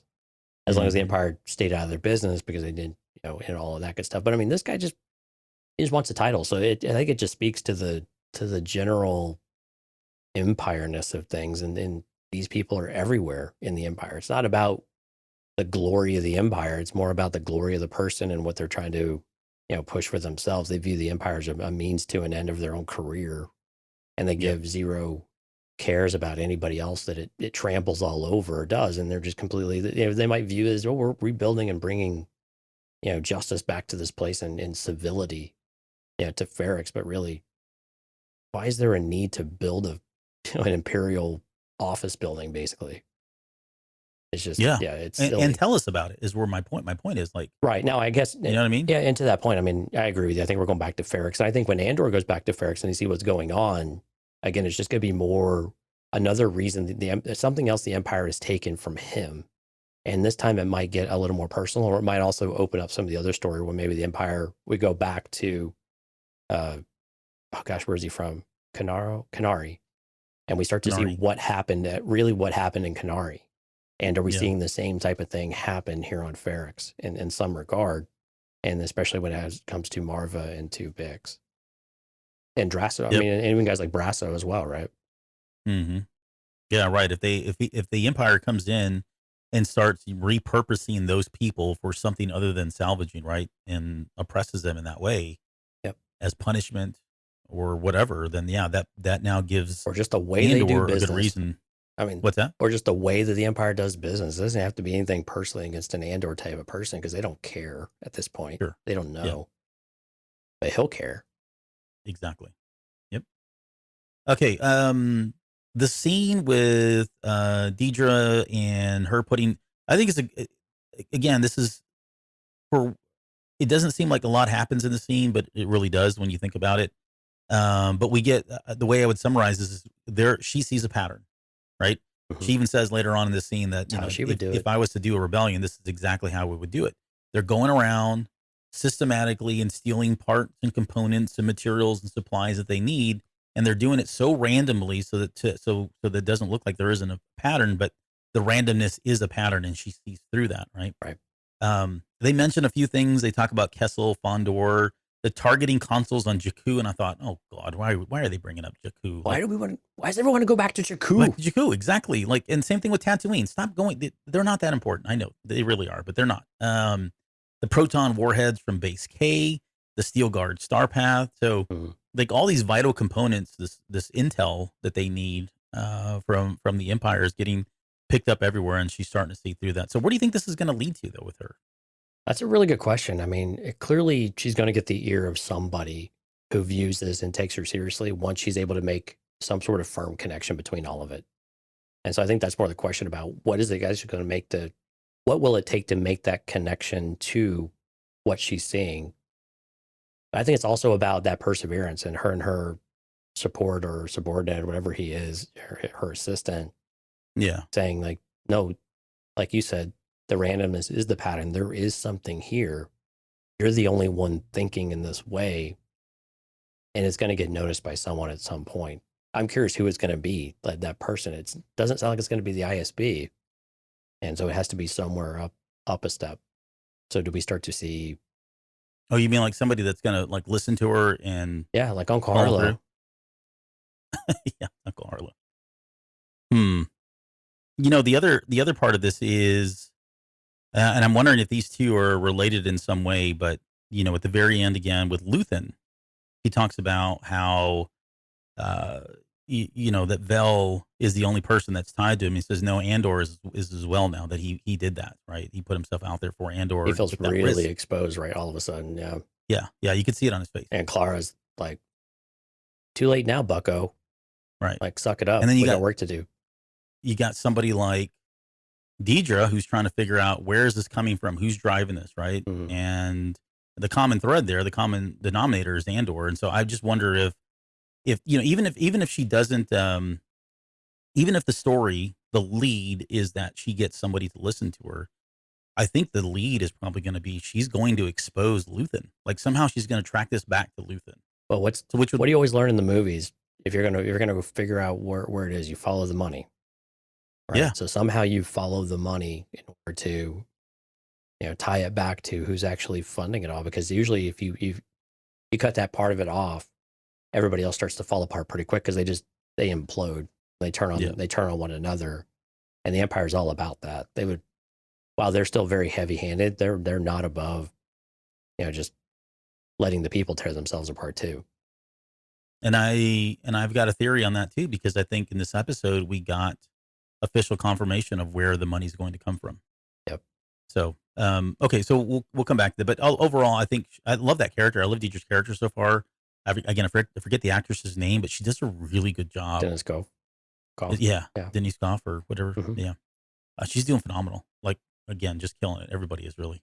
I'm really curious to see how she gets her kind of foot in the door with someone who will listen, and I'm really curious who that person is going to be her advocate, to where she's really going to then take off and become. And again, we're kind of looking to see who's going to be the actual villain of the series. You know, is it going to be a a Karn, or is it going to be a Deidre Miro, or is it going to be somebody else? And these are all just the lackeys, right? But who's actually going to take those reins? And again, I think in theory, it seems like it would be Deidre and Karn, but we'll have to see. Right. Yeah. Let's see. Cyril got pushed back a few episodes. Was not expecting that. So, speaking of which, we've already talked about the little campfire scene and the breakup there. I did just quickly note that they did strip down the camp and they jump into their garbs. They look like, just shepherds and stuff, right? And pilgrims and Yep. But let's get back to Mama Edie. So Mama Edie part 2. And by this point, she's already called Uncle Harlow, called in the favor. This is where in the audio description, they talked about his crunchies as being served. I don't know if that's like calf, like for coffee. Maybe cereal is called crunchies. I don't know. That's what I did in my head. But yeah, more badgering. I needn't tell you how wrong you were about Uncle Harlow. I struggled with how best to describe to him the events that have led us here. I love that she puts herself in there. Like this is all like she's a part of this when she had nothing to do with any of this stuff. Right. But now that she's got credit, right now that this favors her in some way, being in the good light of the good, prospects of Uncle Harlow. Now it's we or us. And then like the one that just really sucked is when she told him, I'm sorry. I told him how sorry you were about what happened. Like you're not doing this dude any favors. And he looks like he just wants to punch her in the face at this point. Like, yeah, he's probably justified. Yeah. And then the last one, which was my favorite, and I mean, this one was large enough mistake to be deeply educational, talking about how this was a big life lesson for him. So again, Right. and another scene that seemed, and that's really how it ends. Like there's really not a whole lot to it. It's just teasing us that Uncle Harlow, or this position that Uncle Harlow is going to help Cyril get into, has happened. But I know people were scratching their heads with the way this was set up. So Yeah, and again, you don't have any prospects. Okay, I want to talk about Lieutenant Gorn, because for me, like, he was the standout character. And the way I put this together, I just kind of combined all of Gorn's scenes, because he has these little small bits and pieces. And like I said earlier, it wasn't until like the third watch that I really understood what was going on here, because I didn't even get it. I didn't understand. I was like, okay, yeah, this is cool. They're just showing Gorn. I think they're a little bit deeper than that. I think a lot of people are kind of haven't really seen, I guess, the point of these scenes. But I did love his character a whole lot. But let's talk about that very first scene with Kimsey, right? He goes up on the gantry there. Mm-hmm. And he's talking to Kimsey, who's this, I don't know what this guy does. But they kind of make some, short chit chat talk about how the air base is going to be moved up. It's further down, on Aldhani. They're going to move it up. It's going to be closer there. That makes sense because they're at a higher elevation, et cetera. That's really not the big moment in the scene. Right. And they're going to expand this facility. It's going to be the focal point in the system, potentially, is kind of where it sounded like it was going. Yeah. But the part of the scene that's important is when Kimsey's talking about the smell of the people. Like they're having this conversation, and you look at Gorn and look at the way he physically reacts to that. And then when he says, I think he says something to the fact of like, yeah, wait till there's 1,000 of these guys here. What's that going to smell like? Right. You can see on Gorn's face he's upset by this. Like it's like upsetting for him that this has been said now. Right. And again, this ties back to what we learned about him with he fell in love with a local woman, which again, it kind of seemed like a throwaway story at the time. Yeah. But like you're saying, it very much ties in with the way that the Empire views people who are beneath their boot. And Right. when one of their own that has that feeling and connects with someone, and to have just holier than thou attitude, it's just disgusting. And but that's always something I don't understand about Gorn. Is that Gorn really, what does he believe when it comes to the Imperial doctrine of things? Right?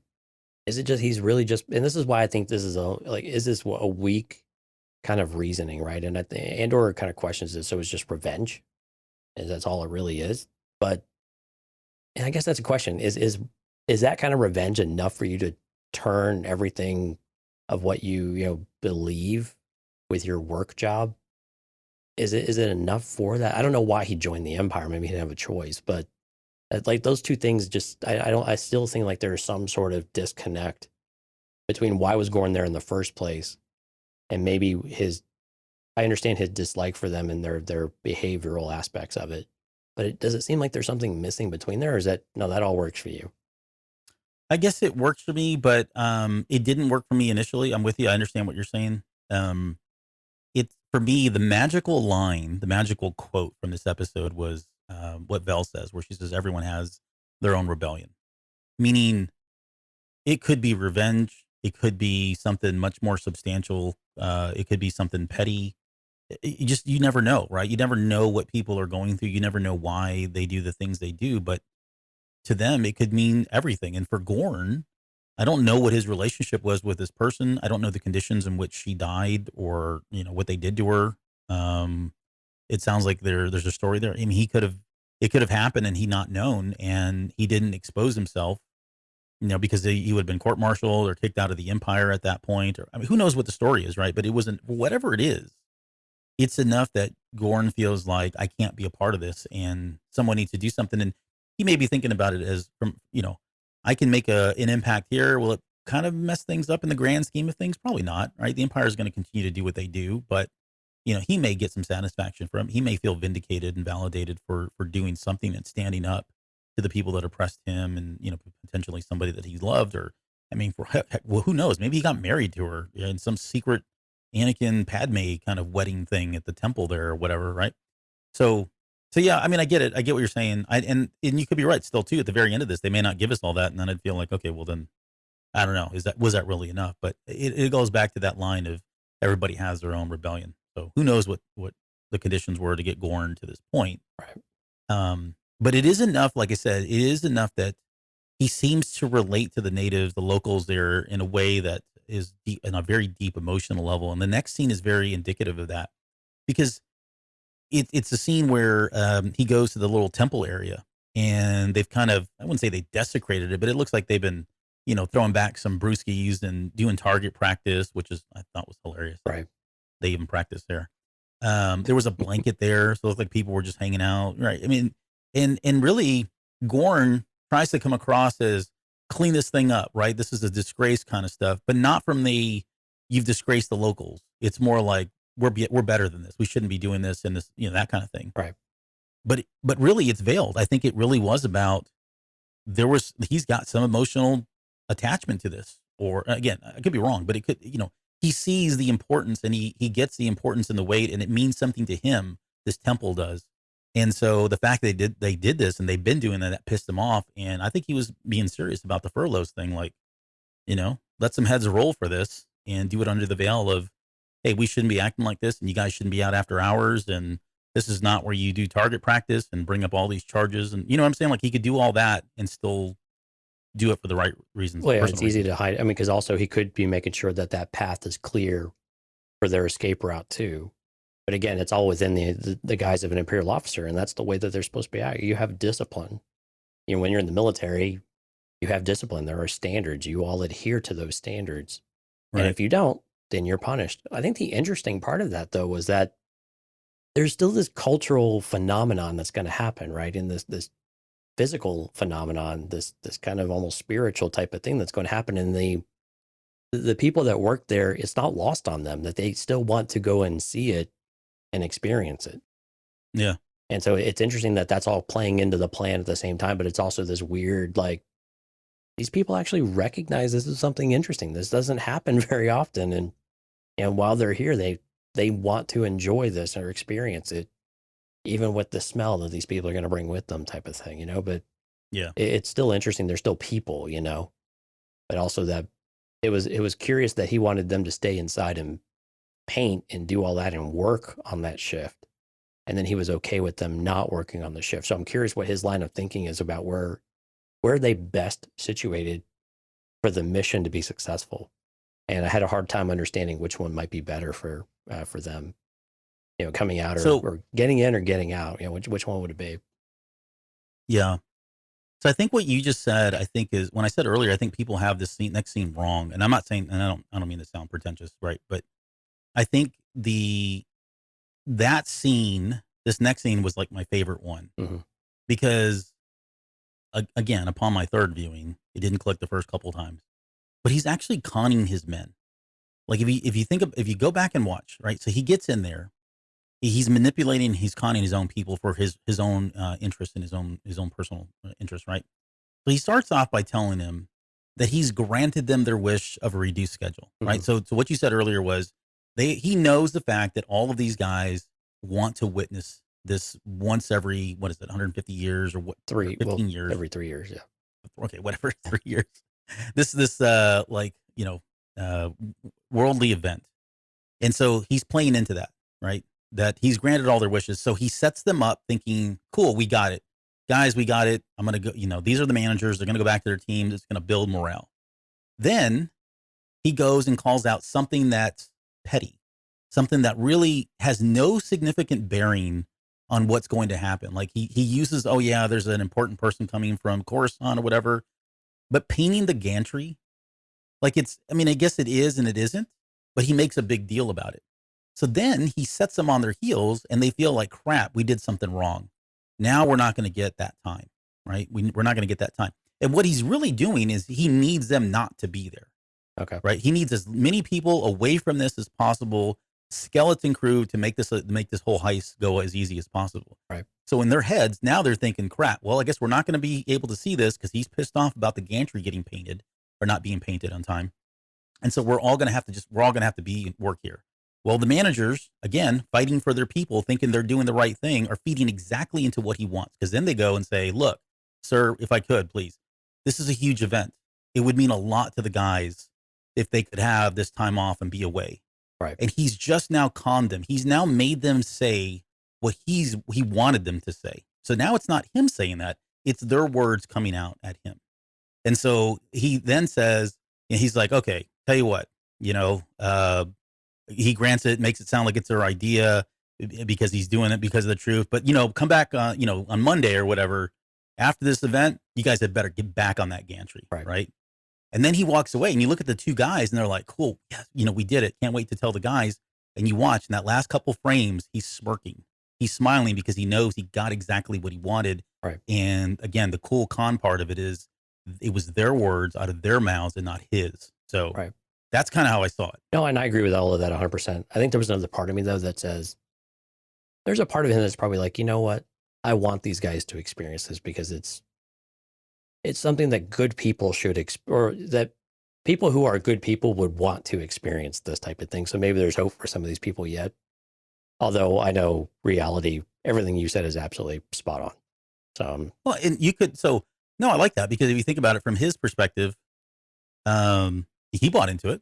He knows what it means to him. And I don't know if somebody else can appreciate it, then that's better than them taking shots at it and all that, right? It probably resonates with him. It makes him feel good that other people or that are wanting to witness this, even if it's not for anything other than just, flashy lights, right?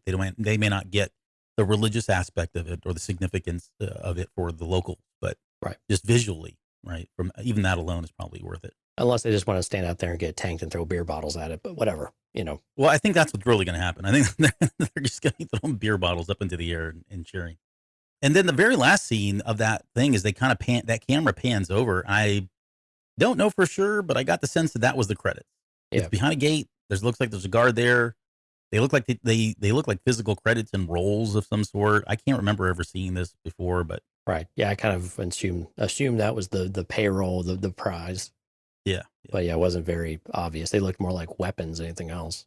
They looked like missiles at first. And I was like, I paused it and looked at it. I was like, oh, maybe those are the credits. So the next thing that we have is we've already talked about, but that's the whole, he fell in love with the local woman. He lost her.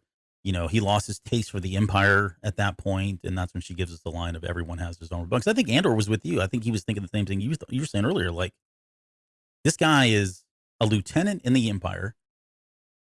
He's turning against them. We're just not going to have to trust that everything is going to go well on this basic suicide mission, right? That seems almost impossible to get away from or to get out of. And so there's got to be something here for, like, what is it that turned him? What, how do we put this much faith into him? And she's like, oh yeah, it's love lost. And Andor's like, that's it. Right. Yeah. That's all it takes. That's all it takes. Like you said earlier, it's like, it's just revenge. Like to him, this doesn't make sense. Like, right. Revenge happens every day. Yeah. Yeah. Right. Okay, what did you think about? We're getting short on time, but what did you think about Skeen's little act of mistrust there? I mean, we said earlier he was on to Andor and went in there, ripped that Kyber crystal off. His line of who brings a treasure to a robbery, I thought was pretty cool. By the way, all the writing in this was amazing. Like, Yeah. when I do show notes, I know I really enjoyed the writing when all I keep doing is putting quotes in here because it's better said by them than me, you know? Right. But yeah, there was just some good stuff in there. But yeah, and so Andor confesses and tells them like this is why I'm doing it. But I guess give me your thoughts on that scene and, Yeah, that was kind of what you got from it. That was the really interesting part. I mean, that he would continue to distrust him, and Andor had been messing with the Sky Kyber, I guess it's what it's officially called. Had off and on, so that there was a scene actually. If you go back and watch really carefully, you can see a gold chain visible. You can see that chain visible in one of the scenes where he's talking with Skeen after he's like trying to shove it down, and it's actually visible. And so I'm pretty sure that's when Skeen saw something around his neck and was like, okay, there's something else going on here, because why would this guy just show up out of nowhere? And again, it just doesn't add up for him. There's just something not right. And not that he has any, super great clue about what it is, but this guy just shows up. We don't know anything about him. We're just supposed to accept him and take him in and rely on him to do everything or in anything. That doesn't feel right. But what I like about it is Andor, he has to make a choice, and to be transparent with them and tell them exactly what it is. Now, granted, he's a bit self-centered in why, because if he can't trust them, then he's potentially as good as dead too, right? Yeah, it's a risk thing. He's trying to mitigate risk. Exactly. They all have to trust each other. They all have to have blind trust that everybody's going to do their job, and that they can say, no, they're doing their job, I'm going to do mine.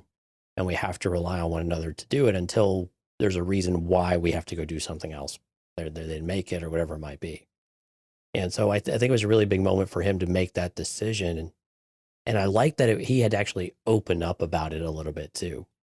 He had to, and for him, it was like almost a growth, like a character growth moment. And while it was, to save his skin to an extent, it was also to start calling them out and showing some of these leadership qualities though too, of like, look, you're afraid, you should be afraid, but don't use that and project that onto me because you're having second thoughts and using me as the excuse to get out of doing this. Mm-hmm.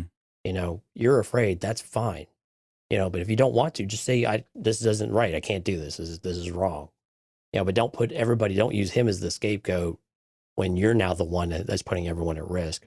Right. They become the risk factor at that point. Yep. Exactly. Because if you can't, now you've got to question someone who's been with you for, however long, and that you thought was steadfast and was one of your leaders, right? And now it's like, oh, well, crap. Is he not going to do his job? Is he going to run off if things start going south? If something takes a wrong turn, are they going to be there, or are they going to disappear on us? And so Andor's the one that's got to come back and say, look, we're all doing something dumb here. We all know this is crazy. But there's a sliver of hope in that it can work, but only if we're all in.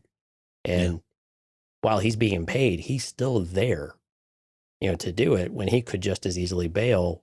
And I think it's almost a missed opportunity for him. It's like, yeah, I've got this $30,000 credit, although this said don't take less than 50 for it. Right. But he's got this treasure. But at the same time, he could just disappear with the treasure, and it would be anything else. So it's another question of like, why am I still here then? Mm-hmm. Besides the 200,000, payday at the end of the day. But again, he's got a down payment. He could go do something with it.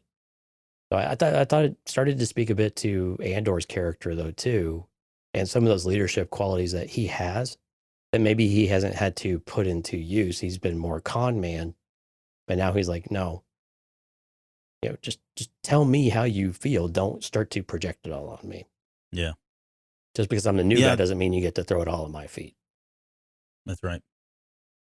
I feel like he just, you're right. Like he had no choice at that point. Like it wasn't getting any better, right? The tension was continuing to grow. The mistrust was going to continue to grow. Well, he almost shot him too. So, it was all going south pretty quick. Yeah, exactly.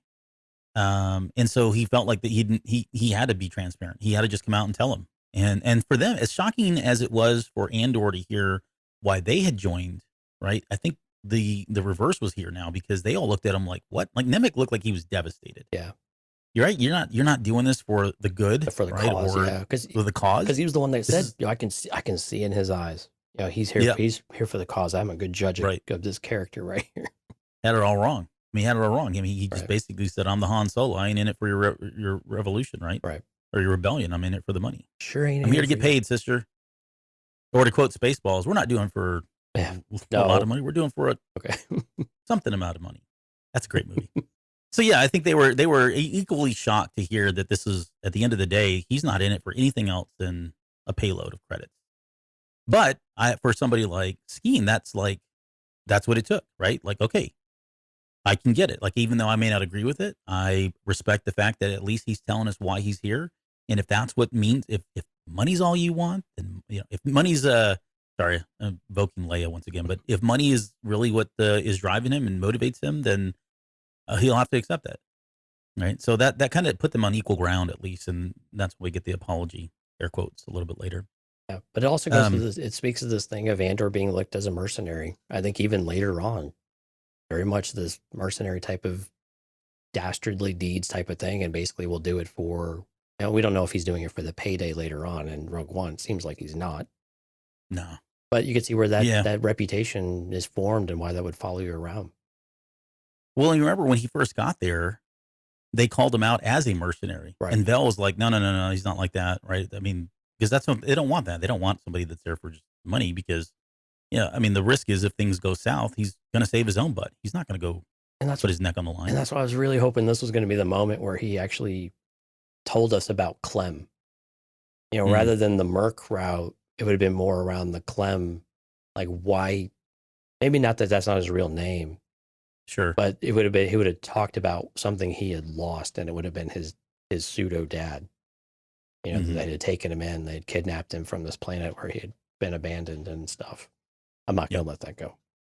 He was kidnapped. The Jedi do it all the time. I have to say that every time. I don't know why you're not listening to me.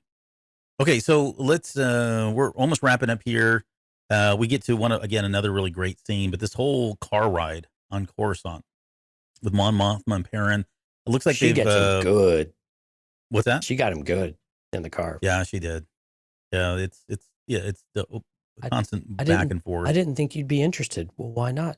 Because it's charitable. It's charitable. Ooh. Yep. Something you don't do here. Nicely done, Mon Mothma. Nicely done.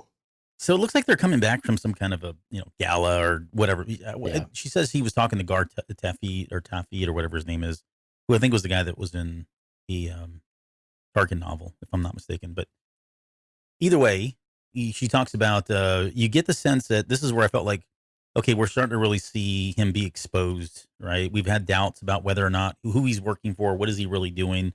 I think we had some suspicions that he may, if he's not already, he soon will be working for the Empire and doing whatever he can to give them intel on what she's doing, right? Another pair of eyes, someone else that's watching her very close to her inner circle, like the closest you can possibly be. Maybe, yeah. But yeah, it sounded like he was out there talking to people that he normally doesn't talk to. Like she was acting like very surprised that he was doing that. I think her suspicions are up. Like she's noticing, why is he out there talking to these people? And then that's when he brings up this, hey, why didn't you tell me about this, foundation you had set up? And I think, well, I agree. I think I 100% agree. Like that was a dig on him. Like, well, it's charitable. At the same time, if I'm Mon Mothma and I need to funnel money in, right, going through a charitable organization is probably, I'm assuming this is what, she's come up with now to funnel money into to Luthen's pocketbooks and fund the rebellion as much as she can. Right. Yeah. But it's also the best disguise against somebody like Perrin, who wouldn't care. Is not about charity, right? Right. He would not even care one bit of that stuff. So it's like the perfect guise for this on a lot of different fronts. But the fact that he's onto it now, and then that scene ends with him telling the driver to get on the expressway. I don't understand that at all. Yeah, because I don't either. Why would they not take the expressway anyway? I don't know. I don't know. Tolls? Maybe the tolls too much. The tolls are too much. They're very toll conscious. Maybe. I was confused. I don't understand what that had to do with anything. And it could be nothing. It could just be a throwaway line. Oh, I don't believe you. Well, There's a big you but. I don't see your hat back there, your tinfoil hat. But if I had to put my tinfoil hat on, I would say that maybe. Okay, no, he's got it on now. Okay, we're ready. You could hear it too. That it's really like, oh crap, I need to report this. And so, can you step on it now? Because I think maybe he might have dismissed it, and if they asked him about it, he would have been like, no, it's just I don't know anything about it, shareable, whatever, or I'm not sure what it is. But he now feels obligated to go back and report on what he's found. That would be my theory if we had to put any weight into it, which means he would already be siding with the Empire, which I fully suspect at this point. Well, he's a lackey, especially if Sly Moore and some of those are all involved, that those are all college buddies and rubbing elbows and coming over for a dinner party, which we didn't get to see, which was disappointing. But it's coming. I went back and looked at the trailer. Oh, is it? Those scenes are in there. Oh, okay. Because I thought they were already doing it that night. No, maybe I no, missed because that I think part. they were supposed to do it at their house, right? They were going to have people invited over for it. Yeah, I don't know. I don't know why I thought it was that evening or whatever it was. With I see what you're saying. Like they had set the table for that night. Mm-hmm. Okay, I may be wrong. I mean, I'll accept that. It's politics. There are plenty of events, so sure, plenty of events to come. Sure. Okay, but yeah, could be a throwaway line, but that would be the only motivation is he's got to get home quickly so he can provide an update to whoever that is. Such a S-bag. I hate that dude so much. Okay, so we had a quick scene of Cyril kind of obsessing over Andor, still looking at that little hologram thing. I don't know what he's doing here. I mean, it's hard to tell, but it just feels like feels stuck. And maybe he's now accepted whatever this role is. Maybe he may be thinking about that Uncle Harlow's set up for him, and he's just kind of thinking through his next steps. But it feels like he's trying, if he's bringing up the image of Andor, it almost feels like there is something personal there. Like he's trying to figure out, okay, how do I get back on getting this guy or, tracking this person down and seeking vengeance and justice for what he's done kind of thing. Yeah, it's the one thing that he feels that he could probably actually do that matters. That's about the only thing he can fixate on. Makes sense. We got Skeen's apology, which I thought was pretty deep and pretty heavy for Star Wars. Yeah, right. It wasn't the Empire came and burned them, a la the Lars family. It wasn't the Empire just shot them. I mean, this guy, was a farmer, lost his place. It was like thousands of trees. This goes back to that pillaging that we keep talking about, resource gathering that the Empire is doing is, for building their empire and specifically the Death Star. We know that's happening right now. But yeah, like the fact that he weighted himself down and just jumped into it's suicide. Like, and I can't think of, I mean, I would need to go back and think, or maybe catch up on the books again. But even in Legends, like I can't remember Star Wars characters ever killing themselves, not for like valiant reasons, but just out of depression. Yeah, I don't know. I was pretty shocked about it, and the way they said it, jumped a boat and think it was a very weird way of saying, or not a very American way of saying some of those things, at the very least. And so it was, maybe that's kind of how they made it feel, while the weight and the gravity of that moment, maybe it didn't quite sink in on a very surface level of where you're like, the more you thought about it, you're like, well, holy crap, this guy literally jumped in a lake with rocks in his pockets. Yeah. Is basically what happened, because of what the Empire did. They took everything from him. So there's nothing worth living for. They took his land, then they flooded it. Yeah. I mean, yeah, they absolutely destroyed everything about what made him him. Right. And to the point where, all right, well, in your flood, I'm just going to go and jump to the bottom of it. And I mean, what's left for him? Yeah. I'm not rationalizing it, but yeah, I can see where it's coming from. Yeah. I mean, and that's what the Empire does. And again, I think for Skeen, it's really interesting that, it's revenge, and he doesn't know what it is. He's like, I don't know what it is, but it was wrong. I hate them for it. Mm-hmm. And these are the things I can do about it. So I'm going to do what I can, and then I will figure out what's next, because that's really all I can do right now. And so, when the question came up before with Lieutenant Gorn, is it just revenge? Yeah. It starts somewhere. There's something that starts for everyone about what they see, whether it's just what Mon Mothma sees, from the Senate, or from when she goes to visit a place with suffering and things like that, or these people who have lived it. These people who have experienced either firsthand, or their families have, or things have been taken from them, or people, take themselves away, and then they're very different. They might still be alive, but they're just completely broken. Yep. And so whatever it is, it all comes back to this is a lifestyle. This is a life that we can no longer lead, and we can't continue to do this. And it's the rare exceptional people that actually are bold enough to try to go do something, even though they don't know what they're doing. And this is very much the rebellion at its core, right? It's just wrong. We got to do something. Let's try this and see what happens. But this is why Mon Mothma and Luthen and others are so important. And even Andor of saying, okay, this has got to get better organized. Otherwise, we will do nothing. And that's what Luthen's been trying to tell Andor this entire time. Look, you are a key part of that, of making that happen, because we are going to lose this war of attrition. We have to do it together. We have to find a better way of doing it. And it's guys like Skeen who kind of show you why. Yeah, they'll throw everything at it for this moment. How long can they actually endure all of that? How long can they stay? And that's where I think, going back to what you were saying about, basically the rebellion doctrine of sorts, right?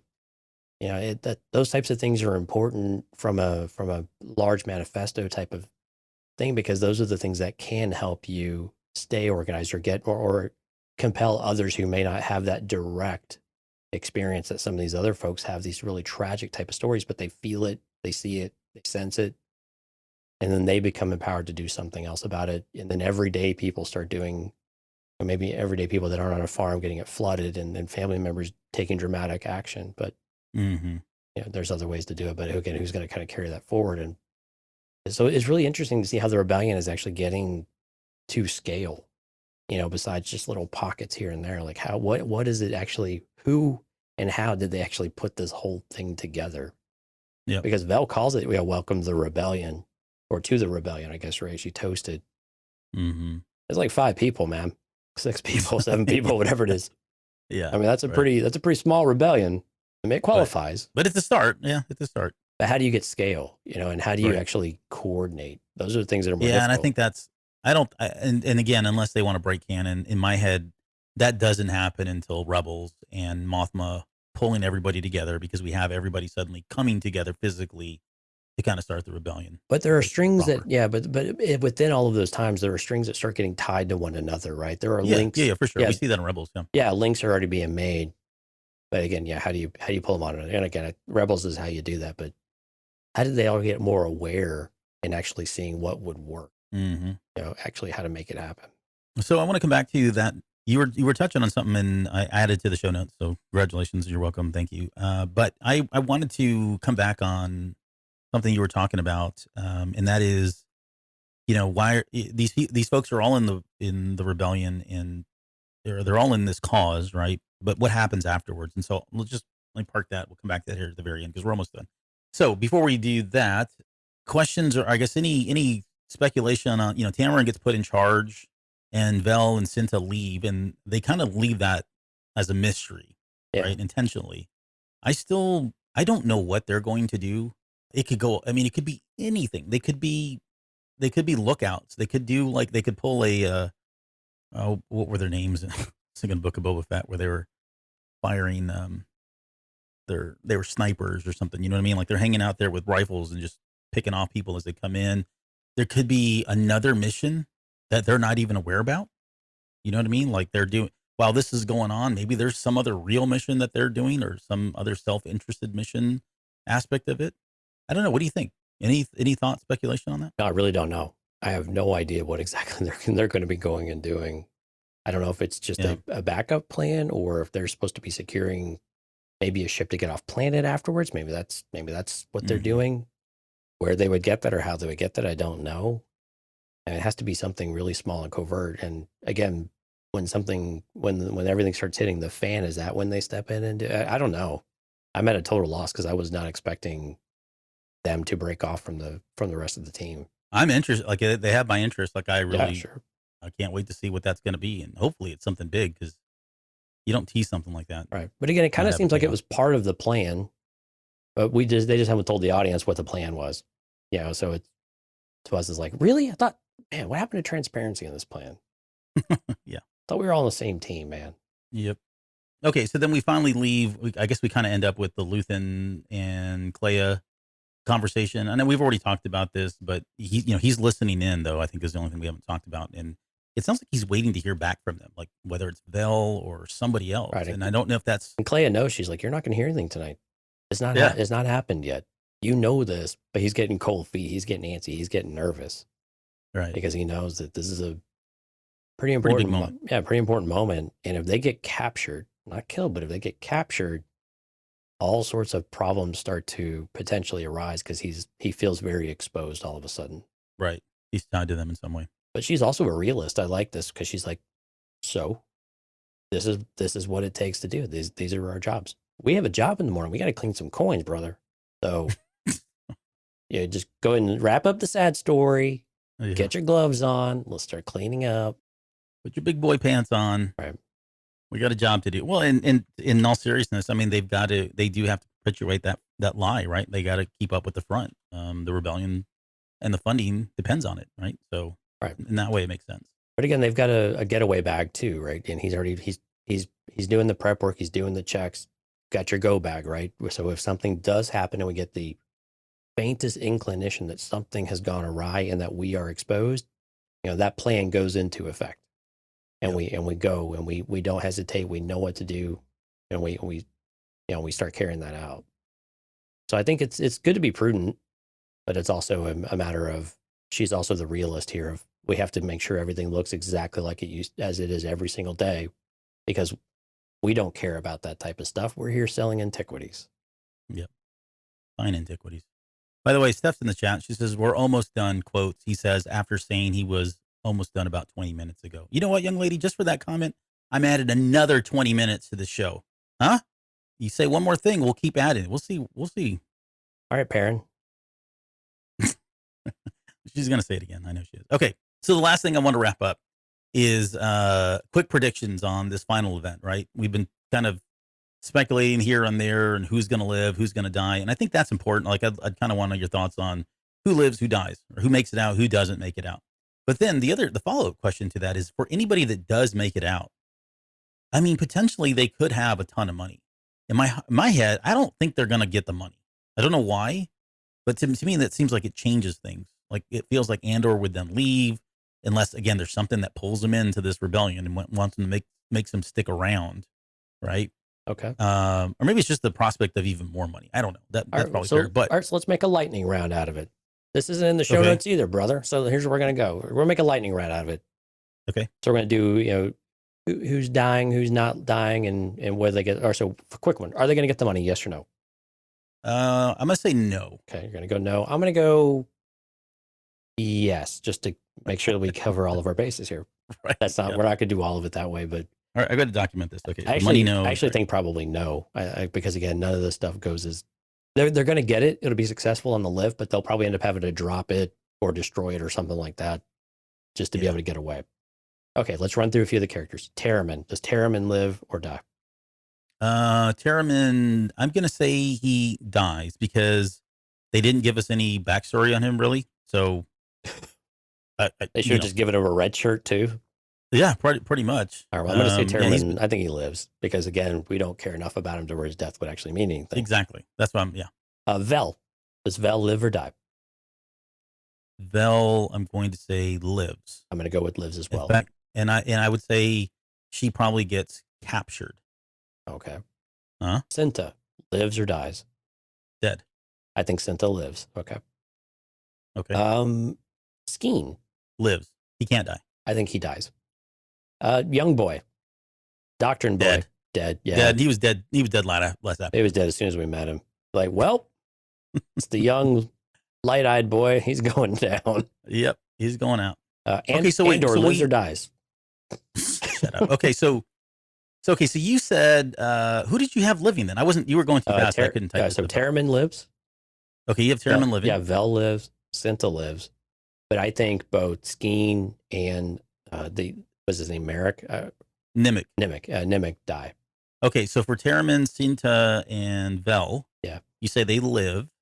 And you say they don't get the money. So I guess maybe this isn't a fair question. I would say if they get, well, let's just say hypothetically speaking, if they all three live and they get the money, do they stick around as part of the rebellion, or do they take their coffers and head out and go retire somewhere on Tatooine? No, I think they all stick around because I think this means more to them than the money. The money is to help fund and to push the thing forward and keep it driving forward. Yeah. Yeah, that's a good point. They've never really discussed like what they can get from this. I mean, we know he's getting a crap ton of money, but he's being paid to like fill in the gaps of a lot of like really large gaps in terms of skill sets, right? Skill deficiencies. And we don't know how much money is actually there. I mean, presumably it's going to be millions of credits, right? Oh, it's got to be. Yeah, easily. I mean, if he just at a drop of a hat said 200,000, I mean, okay, so it's probably, yeah, you're right, millions. Yeah, it's got to be millions, right? So quarterly income. Yeah, so I mean, again, maybe they get some of it, enough for it to be worthwhile, but it wasn't enough for them to all consider retiring and abandoning the cause. But I think with Andor, and the reason why I think Skeen might get it is because him and Andor have finally kind of found a path of understanding one another, and they're similar in that kind of way, and to where it was almost like, I won't say a bond, or I won't go that far, but there was a similarity, there was a connection there that they understood one another. And for Andor to lose that type of person and what they experienced and what it meant for them based on how the Empire affected his family and his trajectory in life, at this point, I think it means more than Nemec does at this point for Andor.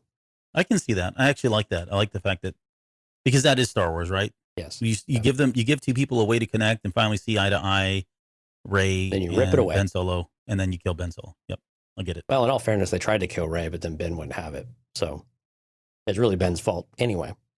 Yeah, it's always Ben's fault. So you said Cinta was alive. Okay, lives. Yeah. And then Vel is dead. No, I think Vel lives. No, you said lives too, right? Yeah, the only two that died were Skeen and Nemec. Yeah. Okay. Now I do like the idea. I'll post this out tomorrow. I like the idea of Vel getting captured, though. I think that's interesting. Well, that's dangerous for Luthen and everybody else involved. You know what I mean? Again, yeah, like it keeps that exposure out there. But again, we know that Andor at some point ends up in some sort of prison-like facility. So that Andor gets captured is definitely on the table, and this might be it, that he sacrifices himself in that kind of way, that to let everybody else get out. Yeah, to make sure that everybody else does get out. Maybe the last half of the series is just Andor in jail reading the manifesto. Oh my God! Why do you want to read paperwork? Okay, so quickly on my justification. So Skeen, I said lives only because I like your reason probably more than mine, but I said Skeen's gonna. So we're right. So Skeen lives because I don't know. He just seems like one of those characters that is gonna die of old age, and you can't. He's just been through a lot, and he's gonna continue to be through a lot.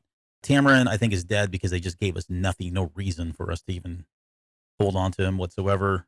Nemec is dead. We talked about that. Cinta, I only had her dying because, again, we didn't get a lot from her, and it feels like if there is a relationship between anybody, whether it's Vel or whoever on there, then again, that's another level of tragedy that they have to kind of work through and live with. So somebody had to die. How would we have a Bix, Cinta, love triangle? Cassian love triangle if she doesn't survive?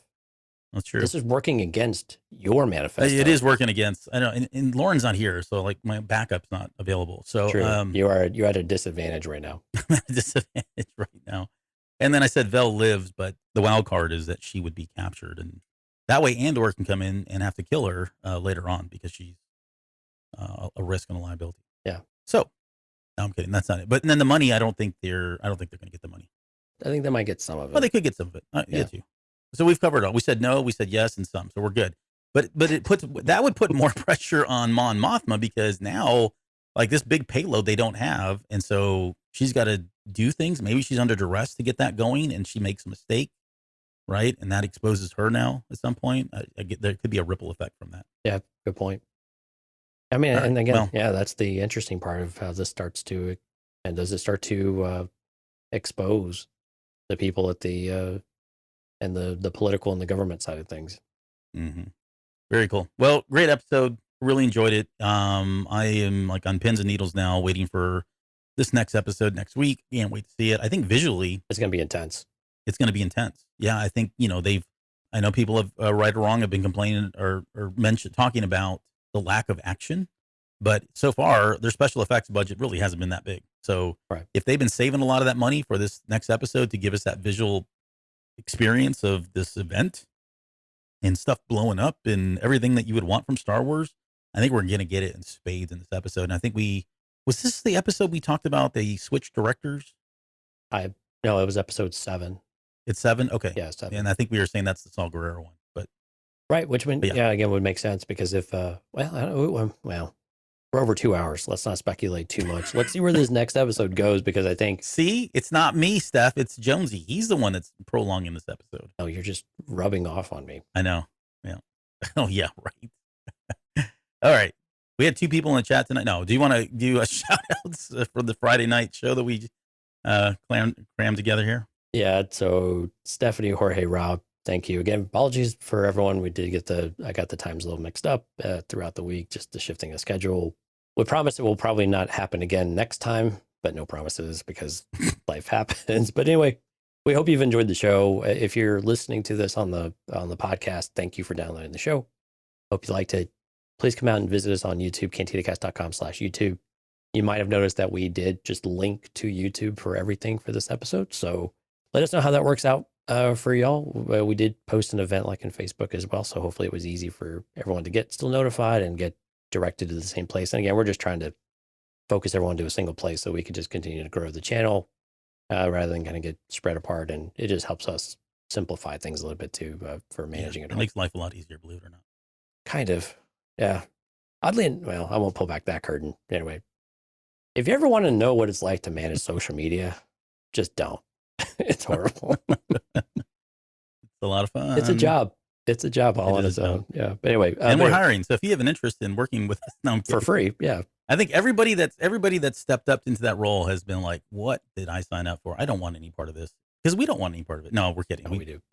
We do. But yeah, it's work. All right. Hey, well, yeah, come out to us again. Let us know your thoughts. Either post in the comments or come out to Discord, cantinacast.com/Discord. We'd love to interact with you. And once again, I might send you a little something if you answer a question. Yeah, that's right. What was our question? Yeah, I don't remember. Oh, who's Uncle Marlowe? Or no, who's Uncle Harlow? Yeah, Uncle Harlow. Not Marlowe, but yeah, Harlow. Good God, this has been a long week. Okay, It yeah, has. Uncle Harlow. Yeah, theories on Uncle Harlow. Yeah, and if you're right, I will find a way to send you something. So, who is Uncle Harlow? All right. There you go. That's your homework assignment. We'll be back on Tuesday for the Patreon episode and then Thursday to break open episode 6. It's going to be a lot of fun, and we'll see you then.